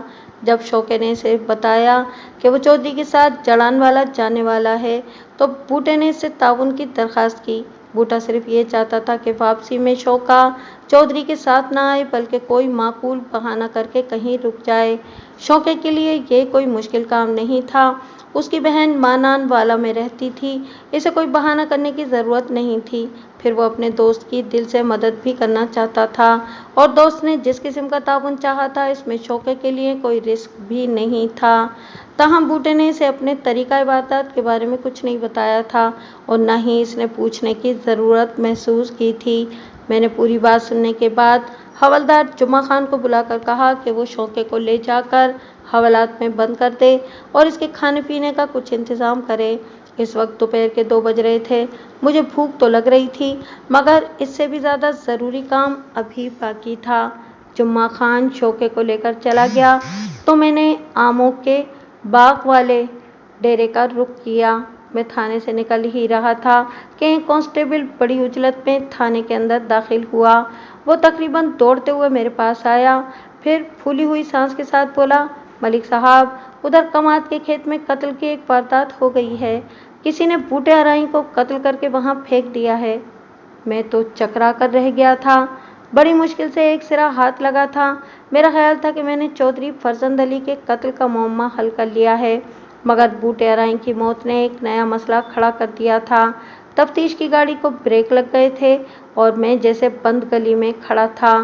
کانسٹیبل کی اطلاع پر میں نے حوالدار جمعہ خان کو ساتھ لیا اور فوراً موقع پر پہنچ گیا۔ بوٹے کی لاش گنے کے کھیت کے عین وسط میں پڑی تھی۔ اس کی لاش کے ساتھ بھی کم و بیش چودھری کی لاش جیسا حشر کیا گیا تھا۔ لاش کو ناف کے مقام سے 2 حصوں میں تقسیم کیا گیا تھا۔ اس کی کنپٹی کے اوپر ایک نیل گوں ابھار واضح نظر آ رہا تھا۔ بوٹے کی لاش کو دیکھ کر مجھے یہ اندازہ لگانے میں دیر نہیں لگی کہ دونوں قتل کسی ایک ہی شخص نے کیے تھے، اور وہ نامعلوم شخص اپنے دل میں بوٹے اور چودھری کے لیے بے پناہ نفرت رکھتا تھا۔ ممکن تھا ابھی کچھ روز تک بوٹے کی لاش دریافت ہی نہ ہوتی اگر گنے کی کٹائی شروع نہ ہو چکی ہوتی۔ وقوعہ پر اچھے خاصے لوگ جمع ہو چکے تھے۔ بوٹے کا بوڑھا باپ بھی وہاں موجود تھا، اور ایک طرف بیٹا اپنے بیٹے کی لاش پر آنسو بہا رہا تھا۔ میں نے ضروری قانونی کارروائی مکمل کرنے کے بعد ایک شریف صورت معمر شخص سے دریافت کیا، بزرگوں، لاش سب سے پہلے کس نے دیکھی تھی؟ ایک کھیت مزدور آگے بڑھایا۔ اس کے جسم پر ایک بوسیدہ تہمت کے سوا کچھ بھی نہیں تھا۔ اس کے ہاتھ میں درانتی تھی۔ اس نے بتایا، تھانے دار صاحب، मैं आज तड़के ही कमाद की बाड़ी के लिए आ गया था। दोपहर तक मैंने अच्छा खासा काम निपटा दिया था। मैं अपने काम में मगन था कि मुझे अचानक इंसानी जिस्म कमाद के अंदर कुछ फासले पर पड़ा दिखाई दिया। वो खौफजदा नजरों से बूटे की लाश को देखने लगा। खैरदीन, तुमने लाश को हाथ नहीं लगाया? मैंने पूछा। इस शख्स का नाम मुझे खैरदीन मालूम हुआ था। नहीं जी, उसने कहा। मैं तो लाश देखते ही चीखता हुआ खेत से बाहर निकल आया था। लगता है कि हमारे गांव पर बदरूहों ने कब्जा कर लिया है। एक तरफ से किसी की आवाज़ आई। हमें यहाँ रहते हुए एक ज़माना गुजर गया है, मगर ऐसे वाक़यात पहले कभी पेश नहीं आए थे। ये सब क़यामत की निशानियाँ हैं। ज़ालिम आदे ज़ुल्म दा आखिर होंदा ही था। एक शख्स ने नापसंदीदा नज़रों से लाश को घूरते हुए कहा। ये तो एक दिन होना ही था जी। ऊपर वाले की लाठी बेआवाज़ होती है। कभी के दिन बड़े और कभी की रातें। इन दोनों ने आफत भी तो बहुत मचा रखी थी। और इस जबान संभाल के बात कर, हिरन मीनार दे पुत्र। एक तनुमा शख्स ने आगे बढ़कर इस आदमी को गिरेबान से पकड़ लिया, जिसने अभी अभी बूटे की लाश पर तबसरा किया था। ओए, तुम चौधरी साहब को जालिम कहते हो? ना लड़ो पुत्र, एक बुजुर्ग ने इनके बीच में आते हुए कहा। छड़ दे असगर नू। इस शख्स का नाम असगर था, जिसे चौधरी के लहीम शहीम पिट्ठू ने हरन मीरा का पुत्र कहकर मुखातिब किया था, गालिबन इसके दराज कद की वजह से। चौधरी के चमचे ने असगर को एक जोरदार धक्का दिया। मैंने डांट कर कहा, बंद करो ये दंगा फसाद, वरना मैं दोनों को बंद कर दूंगा। जुम्मा खान ने हट्टे कट्टे शख्स को एक झापड़ रसीद किया तो उसने असगर का गिरबान छोड़ दिया। जुम्मा खान ने गुस्सीले लहजे में कहा, ओए, कानून के सामने भी बदमाशी से बाज नहीं आते हो? साहब जी, हम चौधरी साहब के नमक खार हैं। ये बदबख्त इन्हें जालिम। ओए, चुप करके खड़ा हो जा, ज़्यादा बकबक ना कर। मैंने इसे घूरते हुए तेज लहजे में कहा, वरना यहीं छितरौल शुरू कर दूंगा। अचानक एक तरफ से मानूस सी आवाज़ सुनकर मैं चौंक उठा। कोई ऊंचे सुरों में गा रहा था, मोहम्मद बूटिया, बूटे द पुट बूटा, ते बूटा रहे न कोई जहान अंदर। मोहम्मद बूटा को मुखातिब करके कहा जा रहा था कि ए बूटे, तू हर बूटे को जड़ से उखाड़ दे, यहाँ तक कि दुनिया में कोई बूटा बाकी न रहे। बूटा बमाइनी दरख्त। मैं याद करने की कोशिश ही कर रहा था कि वो आदमकद गन्ने के पौधों के अंदर से निकलकर सामने आ गया। वो वही मलंग बाबा था जिससे एक मर्तबा पहले भी मेरी मुठभेड़ हो चुकी थी। मुझसे नजरें मिलते ही वो अपने पीले दांतों की नुमाइश करते हुए हंसने लगा। मैंने हवलदार जुम्मा खान से कहा, जाओ इस मलंग को पकड़ कर ले आओ। जुम्मा खान को अपनी जानिब बढ़ते देखकर उसने अजीब से अंदाज में कहा लगाया, फिर बाआवाज़ बुलंद कहने लगा, पहले एक, फिर दो, दो और दो चार, अल्लाह की पड़ेगी मार। हक चार यार, हक चार यार। इससे पहले कि जुम्मा खान मलंग तक पहुंचता, वो लहलहाते खेतों में गायब हो गया। थोड़ी देर की तलाश के बाद जुम्मा खान वापस आ गया। अजीब छलावा है नामुराद, जुम्मा खान ने खिजालत आमेज लहजे में कहा। कुछ पता नहीं चला कि इसे ज़मीन निकल गई या आसमान खा गया। बच के कहाँ जाएगा? मैंने दांत पीसते हुए कहा, इसकी मलंगी भी निकालनी ही पड़ेगी। तौबा करें थानेदार साहब, एक शख्स ने तंबी के अंदाज में कहा, वो बहुत करनी वाला है, ऐसे लोगों से नहीं उलझना चाहिए। बस बस बाबा, ज़्यादा खप ना डाल, मैंने इसे सख्ती से डांट दिया। ऐसे बहुत से करने वाले मैंने देखे हैं। मैंने इस शख्स को दानिस्ता झाड़ पिलाई थी, वरना मलंग बाबा मुझे भी बहुत पुरस्कार लगा था। इसकी बातें बड़ी मायना खेज थीं। मैंने महसूस किया था जैसे वो मुझे कुछ इशारा दे रहा हो। ज़रूरी कानूनी कार्रवाई मुकम्मल करने के बाद मैंने बूटे की लाश पोस्टमार्टम के लिए भिजवा दी। फिर हवलदार जुम्मा खान को हिदायत की कि वो 2 सादा लिबास पुलिस वालों की ड्यूटी लगा दे कि वो जल्द से जल्द इस पुरस्कार मलंग को पकड़कर थाने ले आएं।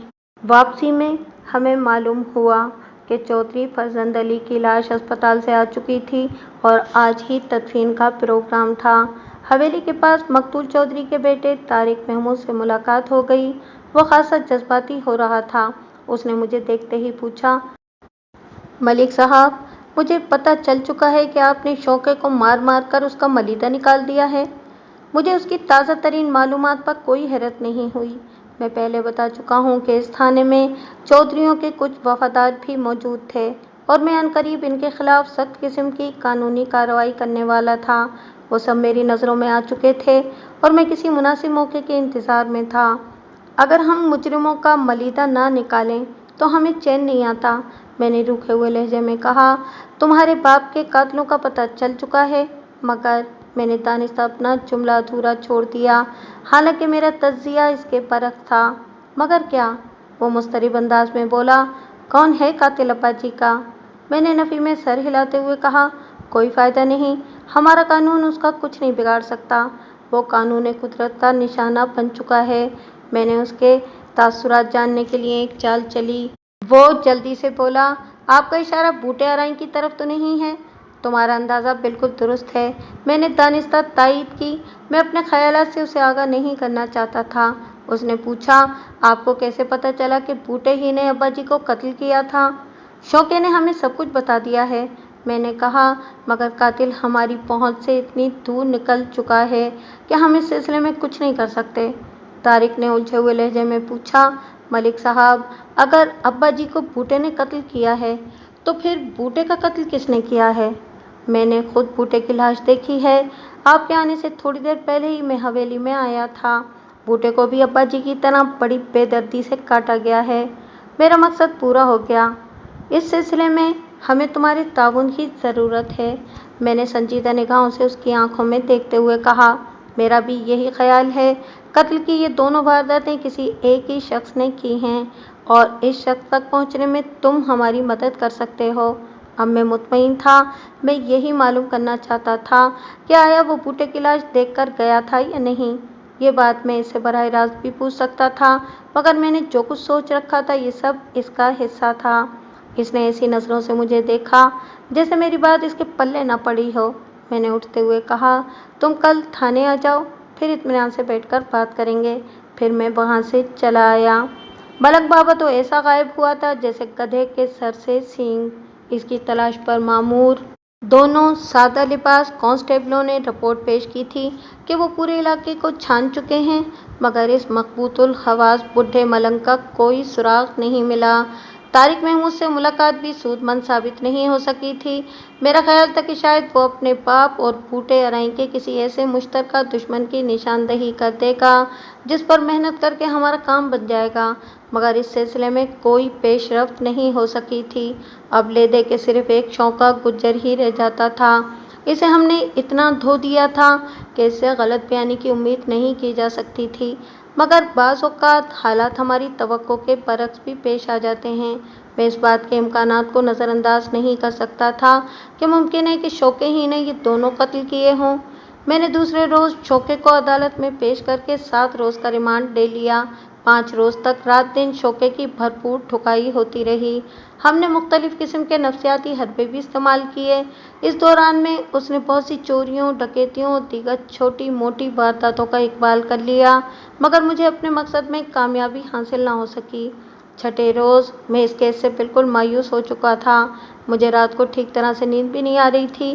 ابھی تک نہ تو قاتل کا کوئی سراغ ملا تھا اور نہ ہی آلۂ قتل کی نوعیت کا کوئی تعین ہو سکا تھا۔ مجھے اپنی پوری پیشہ ورانہ زندگی میں اس قسم کے قتل سے واسطہ نہیں پڑا تھا۔ وہ شوکے کے ریمانڈ کا آخری دن تھا کہ ایک ایسا واقعہ پیش آ گیا جس نے پورے کیس کا نقشہ ہی بدل کر رکھ دیا۔ ہمارے تھانے کے قریب ہی ایک مڈل اسکول تھا۔ ان دنوں اسکولوں میں گرمیوں کی چھٹیاں تھیں، اس لیے اسکول بند تھا۔ میں گھر سے تھانے جا رہا تھا کہ میں نے مذکورہ اسکول کے گراؤنڈ میں بچوں کو باندر قلعہ کھیلتے ہوئے دیکھا۔ باندر قلعہ پنجاب کے گاؤں دیہاتوں میں کھیلے جانے والا ایک مشہور کھیل ہے۔ یہ کھیل عام طور پر کھلی جگہ پر کھیلا جاتا ہے۔ زمین میں گڑھے ہوئے قلعے کے ساتھ ایک رسی باندھی جاتی ہے اور ایک لڑکا اس رسی کے سرے کو پکڑ کر کھڑا ہو جاتا ہے۔ رسی کی لمبائی عموماً اتنی ہی ہوتی ہے جتنی کہ مویشی وغیرہ باندھنے کے لیے استعمال کی جاتی ہے۔ زمین میں گڑھے ہوئے قلعے کے پاس جوتوں کا ایک ڈھیر لگا دیا جاتا ہے۔ جس لڑکے نے رسی کا سرا پکڑا ہوا ہوتا ہے وہ باندر کے مانند اچک اچک کر ایک دائرے میں چکر لگاتا رہتا ہے۔ اس کھیل میں حصہ لینے والے باقی لڑکوں کو نظر بچا کر بڑی ہوشیاری کے ساتھ قلعے کے پاس رکھے ہوئے جوتوں کو اٹھانا ہوتا ہے۔ इस कार्रवाई के लिए वो हाथों के साथ साथ अपने पाँव का भी बेदरेग इस्तेमाल करते हैं। इस दौरान में अगर बांदर रस्सी को पकड़े पकड़े अपने दायरे कार में किसी लड़के को छू ले तो फिर इस लड़के को बांदर बना दिया जाता है। लेकिन दूसरी सूरत में अगर लड़के तमाम जूती निकाल ले जाएं तो फिर बांदर रस्सी छोड़कर दौड़ लगा देता है और तमाम लड़के जूतों से उसे कूटते हुए उसके पीछे भागते हैं। ये जूतम पेशार एक पहले से मुकर्रर करता खास मकाम पर जाकर इख्तिताम पजीर हो जाती है। इस खेल में बाज़ औक़ात तो बांदर एक भी जूता खाए बगैर मुकर्ररा मकाम पर पहुंच जाता है, लेकिन अक्सर औक़ात उसकी खासी दुर्गत बनती है। मैंने एक लड़के को बुरी तरह जूते खाते हुए देखा तो मेरे कदम खुद ब खुद रुक गए। मैं इनका खेल देखने के लिए नहीं रुका था, बल्कि मेरे ठिठकने की वजह वो मुकेश जूता था जो मुझे एक लड़के के हाथ में नजर आ रहा था। ये वैसा ही जूता था जैसे मकतूल चौधरी के पाँव से मिला था। ओए खोते दे खुरो, मैंने बुलंद आवाज़ में डांट कर कहा। क्या कर रहे हो तुम? वो अभी तक मेरी मौजूदगी से बेखबर अपने खेल में मगन थे। मेरी आवाज़ सुनी तो सब मुतवज्जा हो गए, फिर मुझे देखते ही खौफजदा होकर इधर उधर भागने लगे। नसो ओए, सिपाही आ गया, पुलिस आ गई। मैं इस लड़के के पीछे लपका जिसके हाथ में मिकेशन जूता था। जल्दी मैंने इसे गर्दन से दबोच लिया। वो थर थर काँप रहा था। मैंने इसके हाथ से जूता झपट लिया। वो सीधे पाँव का जूता था। मकतूल चौधरी के दाएं पाँव का जूता नहीं मिला था। ये यकीनन वही जूता था। ओए काका, तुम्हें कहाँ से मिला ये जूता? मैंने नरमी से पूछा। इसका खौफ कम नहीं हुआ था एक पुलिस वाले के हाथों पकड़े जाने के बाद। इसका घबरा जाना यकीनी बात थी। मैंने बड़े प्यार से इसके सर पर हाथ फेरते हुए कहा, फिक्र न करो, तुम्हें कुछ नहीं कहा जाएगा। सब सच सच बता दो, ये जूता कहाँ से लाए हो? वो सहमे हुए लहजे में बोला, ये मेरा नहीं है जी। फिर किसका है? बाला लाया था जी अपने घर से। मैंने बड़े रसान से पूछा, क्या तुम बाले को जानते हो? मेरा मतलब है कि तुमने इसका घर देखा हुआ है। आहो जी, चलो मेरे साथ, मुझे उसका घर दिखाओ। चाचे फज्जे का घर तो वो सामने वाली गली में है, उसने एक जानिब इशारा करते हुए बताया। बाला फज्जे कुमार का मुंडा है जी। मैं इस लड़के के साथ फजलदीन उर्फ फज्जे कुमार के घर पहुंच गया। फज्जा अपने चाक पर बैठा मट्टी के बर्तन बना रहा था। एक जानिब उसका आवा बना हुआ था जिसमें आग दहक रही थी। वो मेरा सूरत आशना था। मुझे देखते ही अपने अड्डे से उठ खड़ा हुआ। आओ जी मलिक साहब, कैसे तकलीफ की सरकार? कोई काम था तो मुझे बुला लिया होता। फिर इसने घर के अंदरूनी हिस्से की जानिब मुँह करके आवाज़ लगाई, बाले दी माँ, कोई लस्सी पानी ले आ, अपने थानेदार साहब आए हैं। मैंने जल्दी से कहा, इसकी ज़रूरत नहीं है चाचा। फिर इधर उधर नज़र दौड़ाते हुए पूछा, बाला कहाँ है? बाहर मैदान में खेल रहा होगा, उसने जवाब दिया। फिर तशवीशनाक लहजे में पूछा, सरकार खैर तो है ना? अपने बाले की आपको क्या ज़रूरत पड़ गई? मैंने मुकेशन जूता इसे दिखाते हुए कहा, बाला ये जूता घर से बांदर किल्ला खेलने के लिए ले गया था। मुझे इस जूते का दूसरा पाँव चाहिए। हम इतना कीमती जूता कहाँ पहन सकते हैं जनाब? वो जूते को एक नज़र देखते ही पहचान गया था। ये तो बस इत्तेफाक ही से मेरे घर आ गया था। क्या मतलब है तुम्हारा अफजल दीना? मलिक साहब क्या बताऊं जी, हमारे मुल्क में बेईमानी इस कदर बढ़ती जा रही है कि कुछ न पूछें। मैंने इसकी बात काट कर कहा, तुमने बताया है कि इत्तेफाक से ये जूता तुम्हारे घर आ गया था। मैं वही बता रहा हूँ जी, उसने जवाब दिया। पहले तो बोरे लकड़ी का बुरादे में से लकड़ी के डोके टुकड़े वगैरह निकल आते थे, अब तो जूते बरामद होने लगे हैं। इस तफसार पर उसने तफसील बयान की कि इसके घर में बूरे की अंगीठी जलाई जाती थी, जिसके लिए वो आरा मशीन से बोरे की बोरी लाया करता था और मिकेश जूता वो पाँव बोरे की बोरी ही में से निकला था। आरा मशीन का जिक्र सुनकर मेरे जहन में हजारों घंटियां एक साथ बजने लगीं। मेरी निगाहों के सामने चौधरी फरसंद अली और बूटा राय की बड़ी सफाई से काटी हुई लाशें घूमने लगीं। इन लाशों के साथ जो फनकारी की गई थी वो किसी आरा मशीन पर ही मुमकिन थी, जहां देव हैकिल शहतीर भी पलक झपकते में दो नीम हो जाते थे। सेकंड के 1000वें हिस्से में मेरे जहन में सैकड़ों सवालात पैदा हो चुके थे, जिनके जवाबात आरा मशीन पर ही जाकर मिल सकते थे। मैंने चाचे फज्जे से पूछा, तुम कौन से आरा मशीन से बूरा लाते हो? उसने बिला तामुल जवाब दिया, पठानों के आरे से जनाब। वो जो बड़ी मस्जिद के पास ही है। अब मैं वहाँ रुक कर एक लम्हा भी ज़ाया नहीं करना चाहता था। मैं फौरन थाने पहुँचा। सब इंस्पेक्टर खादिम हुसैन ड्यूटी पर मौजूद था। मैंने ज़रा जीदार किस्म के काबिल एतमाद 4 कांस्टेबलों को इंतखाब किया। फिर खादिम हुसैन को ज़रूरी हिदायत देने के बाद 4 सिपाहियों की मुख्तसर पुलिस पार्टी लेकर पठानों के आरे की जानिब रवाना हो गया। गुलज़मान खान हवालात के नंगे फर्श पर उकड़ू बैठा हुआ था। उसने एक भी तमाचा खाए बगैर बड़े फ़ख्र से चौधरी फरजंद अली और बूटे अराई के कत्ल का एतराफ़ कर लिया था। मैंने इतनी शराफत से और खुशी खुशी इकबाल जुर्म करने वाला पहला कातिल देखा था। उसके चेहरे पर पशेमानी या परेशानी के तासुरात दिखाई नहीं देते थे, बल्कि इनकी जगह एक मुस्तकिल हसरत ने डेरा जमा रखा था। यह हसरत थी शौके गुज्जर के उसके हाथों बच जाने की। अगर शौका पुलिस कस्टडी में ना होता तो गुलज़मान खान कब का उसका भी किस्सा तमाम करके इलाका गैर की तरफ रवाना हो चुका होता। 3 अफराद उसके मुजरिम थे। 2 को वो अपने इंतकाम का निशाना बना चुका था, तीसरा उसके हाथ से निकल गया था। यही वो 3 अफराद थे जिन्होंने 2 साल पहले उसके हंसते मुस्कुराते घर को तबाह कर दिया था। चौधरी फरजंद अली के ईमा पर इसके बाजुओं ने गुलज़मान खान के घर को आग लगा दी थी। इसका माजूर बाप और बूढ़ी माँ आग का ईंधन बन गए थे। इन्हें बेबस करके बांध दिया गया था। गुलज़मान खान इसलिए जिंदा बच गया था कि वो इस वक्त घर में नहीं था। गुलज़मान उस वक्त सिर्फ 8 साल का था जब उसका बाप खानदानी दुश्मनी की बिना पर अपना मुल्क छोड़कर शेखुपुरा के इस गांव में आ बसा था। लश्कर खान की एक टांग दुश्मनी की नज़र हो गई थी और वो बैसाखी के सहारे चलता फिरता था। वो यहाँ मेहनत मजदूरी करके अपना घर चलाने लगा।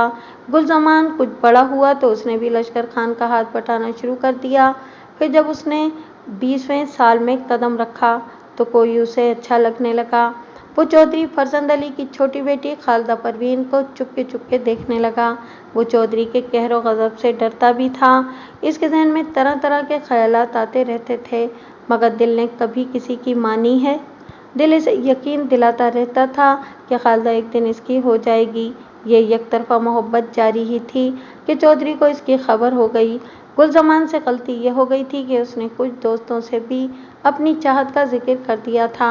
किसी दोस्तनुमा दुश्मन ने उसकी मोहब्बत की कहानी को चौधरी तक पहुंचा दिया था। चौधरी ये सुनते ही आग बगोला हो गया। फिर जो कयामत लश्कर खान के घर पर टूटी, इसे पूरे गांव ने देखा। ये 2 साल पहले का वाकया था। बूटा अराई और शौका गुज्जर एक रोज़ सरे शाम लश्कर खान के घर में जा घुसे। बूटा मासूर लश्कर को धक्का देकर एक जानिब गिरा चुका था। फिर दरवाजे को अंदर से बंद करते हुए खूंखार लहजे में पूछा, कहाँ है वो हरामखोर आशिक का बच्चा? तुम किसको पूछता है? गुलज़मान की वालदा साबरी ने कहा। शौके ने लश्कर की जानिब इशारा करते हुए गुस्से से कहा, इस कुत्ते का बच्चे का और कौन का? लश्कर खान और साबरी को बेटे के इश्क का कुछ पता नहीं था और उन्होंने समझा शायद गुलज़मान ने कोई झगड़ा वगैरह कर लिया है। लश्कर खान ने तशवीश भरे अंदाज में पूछा, हमें बताओ बात क्या है? ओए लंगड़े सुअर, हम तुम्हारे सवालों के जवाब देने नहीं आए, तुम्हारे बेटे की लाश गिराने आए हैं। बूटे ने गर्ज कर कहा, इस कमीने की ये मजाल कि चौधरी साहब की इज्जत पर हाथ डाले। फिर वो दनाते हुए पूरे घर की तलाशी लेने लगे, मगर इन्हें गुलज़मान नहीं मिला। उन्होंने घर का मुख्तसर सामान उलट पुलट कर रख दिया था। लश्कर बेबसी से सब कुछ देख रहा था। तुम लोगों ने उसे कहाँ छुपाया है? शौके ने लश्कर के मुंह पर एक थप्पड़ रसीद करते हुए दरियाफ्त किया। साबरी दौड़कर अपने शौहर से लिपट गई, न मारो इसको, गुलज़मान इधर नहीं है। तो फिर किधर है वो रोते हुए बोली, हमको कुछ मालूम नहीं, अभी मालूम हो जाएगा। शौके ने एक पेशियाना कहकहा लगाते हुए साबरी को पकड़कर अंदरूनी कमरे की जानिब घसीटा। लश्कर इसके पीछे लपका, छोड़ो इसको, खाना खराब का बच्चा। बूटे ने पाँव की एक जोरदार ठोकर इसकी बैसाखी पर रसीद की। बैसाखी दूर जा गिरी और लश्कर मुंह के बल जमीन पर आ रहा। इतनी देर में शौका साबरी को कमरे के अंदर ले जा चुका था। दूसरे ही लम्हे बूटा लश्कर को भी घसीटकर अंदर ले गया, फिर दरवाजे को अंदर से बंद कर दिया। आस पड़ोस के लोगों को इस वाक़ये की या तो खबर ही नहीं हुई थी या जानबूझकर अनजान बन गए थे। किसी ने भी आकर ये देखने की ज़हमत गवारा नहीं की कि इस घर में क्या हो रहा था। बूटे और शौके ने मिलकर लश्कर खान को एक 24 सुतून के साथ बांध दिया।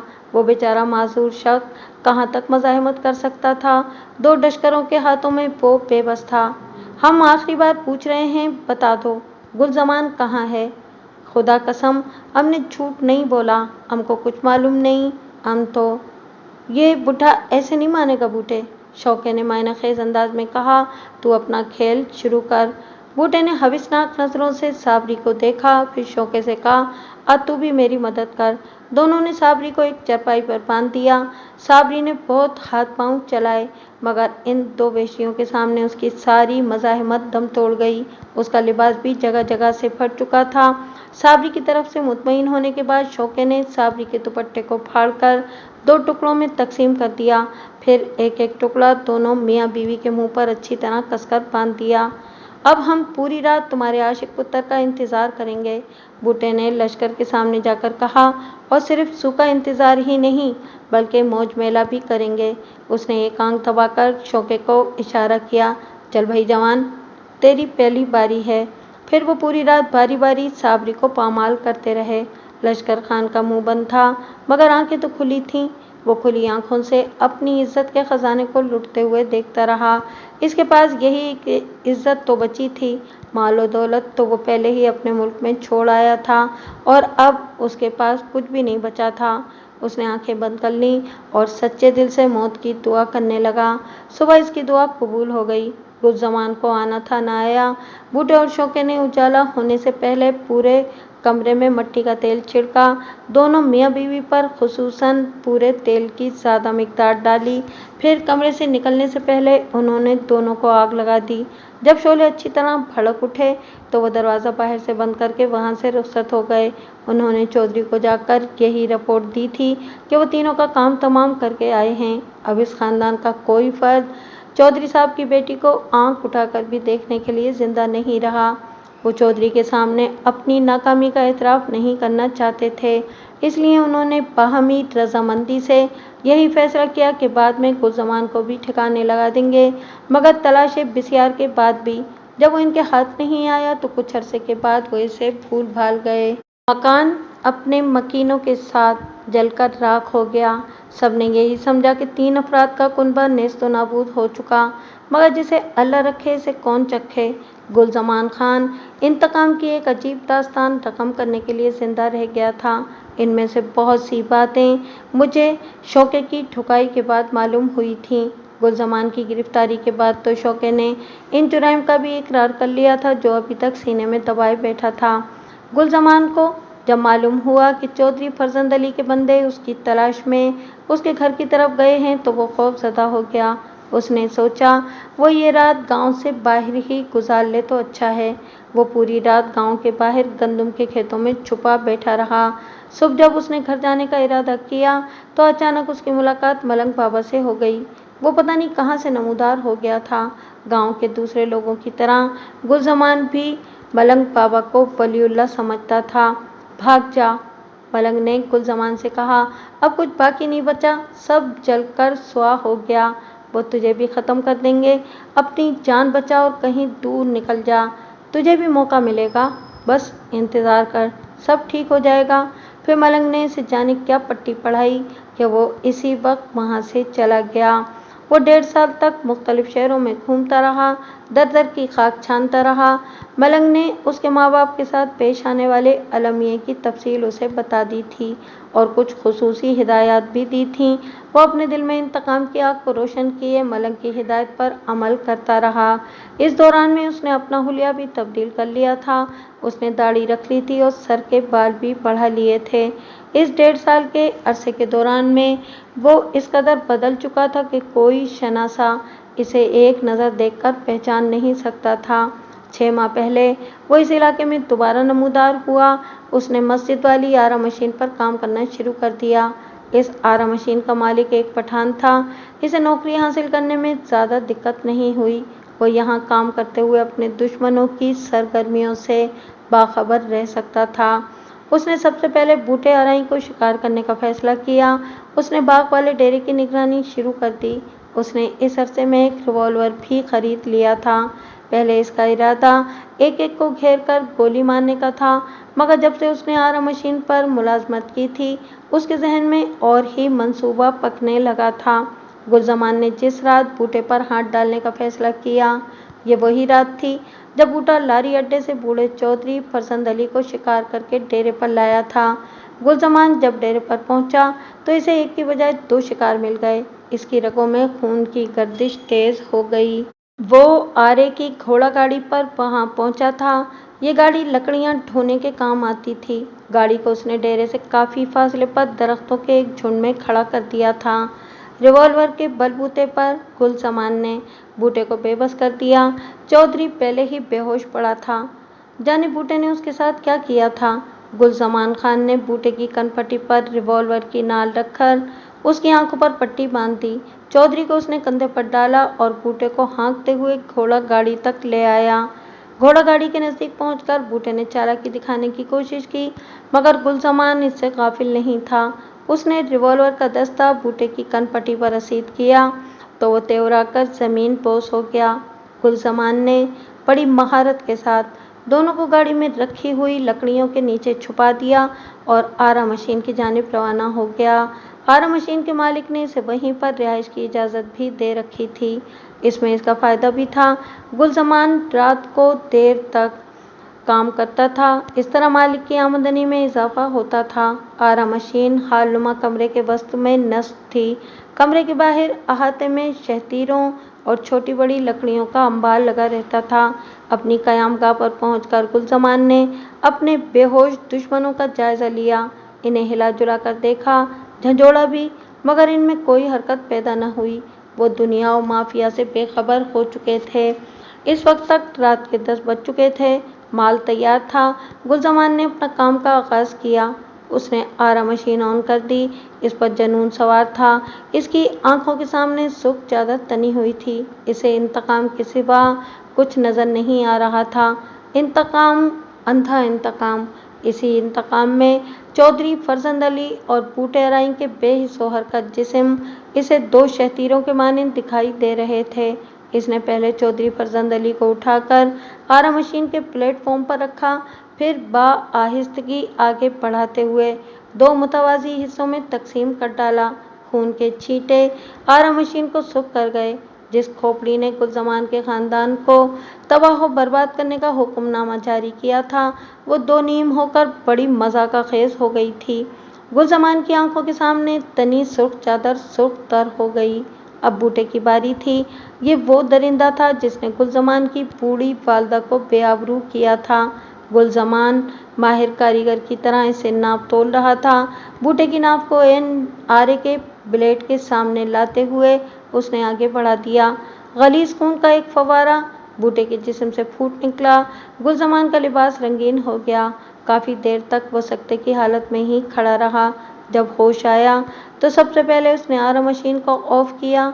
सूरत हाल इस पर वाज़ेह हुई तो वो परेशान हो गया। हर चीज़ पर खून के छींटे नजर आ रहे थे। अभी इसका बहुत सा काम बाकी था। उसने अपने हवास को मुजतमा किया और अपने काम में मसरूफ़ हो गया। सबसे पहले उसने गीले कपड़े से आरा मशीन को अच्छी तरह साफ किया। आरा मशीन के नीचे एक खांचा सा बना हुआ होता है जिसमें कटने वाली लकड़ी का बुरादा जमा होता रहता है। आरे के प्लेटफॉर्म से बहकर नीचे आने वाला खून इस बुरादे में जज्ब हो चुका था। इसने खून आलूद बुरादे को एक खाली बोरे में भरा। चौधरी फरजंद अली और बूटे अराई के 2 पीस जिस्मों से लहू रिसना बंद हो चुका था। उसने चारों हिस्सों को एहतियात के साथ उठाकर एक दूसरी बोरी में डालकर बोरी का मुंह बंद कर दिया। हालनुमा कमरे में से अपनी कार्रवाई के आसार को ख़त्म करते करते रात के 2 बज गए। सबसे आखिर में उसने अपना लिबास तब्दील किया और खून आलूद लिबास को बुरादे वाली बोरी में डाल दिया। एक मरतबा फिर वो अपनी घोड़ा गाड़ी में बैठकर रात के अंधेरे में कहीं जा रहा था। खून आलूद कपड़ों और बुरादे वाली बोरी को उसने नहरबुर्द करने के बाद अपने इंतकाम याफ्ता दुश्मनों से निजात हासिल की और वापस लौट आया। ये तमाम तफसीलात गुलजमान ने इकबाल जुर्म करने के बाद मुझे सुनाई थीं, जिसमें से गैर ज़रूरी बातें हज़फ करके मैंने आपकी खिदमत में पेश कर दी हैं। जब वो आरा मशीन के नीचे वाक़े खांचे में मसरूफ़ कार था। इसी दौरान चौधरी फजंद अली का दायां जूता वहां मौजूद बुरादे में कहीं दबा गया था, जो बाद में फज्जे कुमार के घर पहुंच गया था। जूते का एक पाँव किसी काम का नहीं होता। फज्जे ने वो जूता फेंकने की गर्ज से अपने बेटे बाले को दिया। बाले ने फेंकने के बजाय उसे अपनी तफरीह का हिस्सा बना लिया था। गुलज़मान के लिए मेरे दिल में एक नर्म गोशा पैदा हो चुका था, मगर जाहिर है कि मैं इसे छोड़ तो नहीं सकता था। वो कातिल था। उसने 2 इंसानों की जान ली थी। अगरचे वो दोनों इंसान इंसानियत के नाम पर धब्बा थे, मगर कानून किसी को मनमानी की इजाज़त नहीं देता। ताहम मैंने दिल में फैसला कर लिया था कि इसका केस कुछ इस नौइयत का बनाऊंगा कि इसे कम से कम सज़ा हो। मगर कातिब तकदीर को कुछ और ही मंजूर था। शौके का रिमांड मुकम्मल हो चुका था। मैंने इसका चालान तैयार कर लिया। मेरा इरादा इसे दूसरे रोज़ अदालत में पेश करने का था। मज़ीद रिमांड की ज़रूरत नहीं थी। मैंने इसके साथ ही गुलज़मान का चालान भी तैयार कर लिया। वो एक बालिग़ जुर्म कर चुका था। इसका रिमांड लेना बेमकसद था। मैं जल्द से जल्द अपनी ज़िम्मेदारी से ओहदा बरा होना चाहता था। दूसरे रोज़ हम अदालत पहुंच गए। मेरे साथ एएसआई अमानत अली भी था। शौके की हथकड़ी की जंजीर मेरे हाथ में थी। गुलज़मान की जंजीर अमानत अली ने थाम रखी थी। हम अदालत के बरामदे की सीढ़ियां चढ़ रहे थे कि वो वाक़या पेश आ गया। मैं आगे था। एएसआई अमानत अली मेरे पीछे आ रहा था। बरामदे की सीढ़ियों पर खासा रश था। मैंने देखा कि एक हवलदार किसी मुजरिम को हथकड़ी लगाए सीढ़ियों से नीचे उतर रहा था। उसके कंधे से राइफल लटक रही थी। फिर सब कुछ आनन फानन हो गया। अचानक गुलज़मान ने चीते की मानिंद जस्त लगाई और सीधा अपने पहलू से गुजरते हुए हवलदार की राइफल पर झपटा। दूसरे ही लम्हे वो राइफल पर कब्जा जमा चुका था। एएसआई अमानत अली इसके साथ ही खिंचता चला गया था। मैंने बड़ी सूरत के साथ पलटकर देखा। शौका गुज्जर भी घूम चुका था। फिर इससे पहले कि हम कुछ समझ पाते, गुलज़मान ने राइफल की नाल को शौके के सीने की जानिब करते हुए ऐन दिल के मकाम पर फायर कर दिया। शौका मुर्दा छिपकली की तरह पट से बरामदे की सीढ़ियों पर गिरकर तड़पने लगा। उसका सीना ताज़ा ताज़ा खून उगल रहा था। थोड़ी देर फड़कने के बाद उसका जिस्म साकित हो गया। गुलज़मान ने राइफल फेंक दी और मुस्कुराकर मेरी जानिब देखा। उसके चेहरे पर बला का इत्मीनान था। वो बोला तो उसकी आवाज़ से मुसर्रत फूट रही थी। वो मुसर्रत जो इंसान को मंजिल मकसूद पर पहुंचने के बाद हासिल होती है। थानेदार साहब, ये हमारा शिकार था। हमारा कलेजा ठंडा हो गया। अब आप चाहे हमको 10 बार फांसी लगा दो, परवाह नहीं है। इसके बाद वो गर्दन झुकाकर खड़ा हो गया। मेरे सीने से एक गहरी सांस खारिज हुई, मगर ज़बान से कुछ न बोला। शौके को फ़ौरन अस्पताल ले जाया गया। ये एक बेसुध सी कोशिश थी। वो अपनी सांसें पूरी कर चुका था। अस्पताल पहुंचते ही डॉक्टर ने उसकी मौत की तस्दीक कर दी। गुलज़मान खान को उम्र कैद की सज़ा हो गई।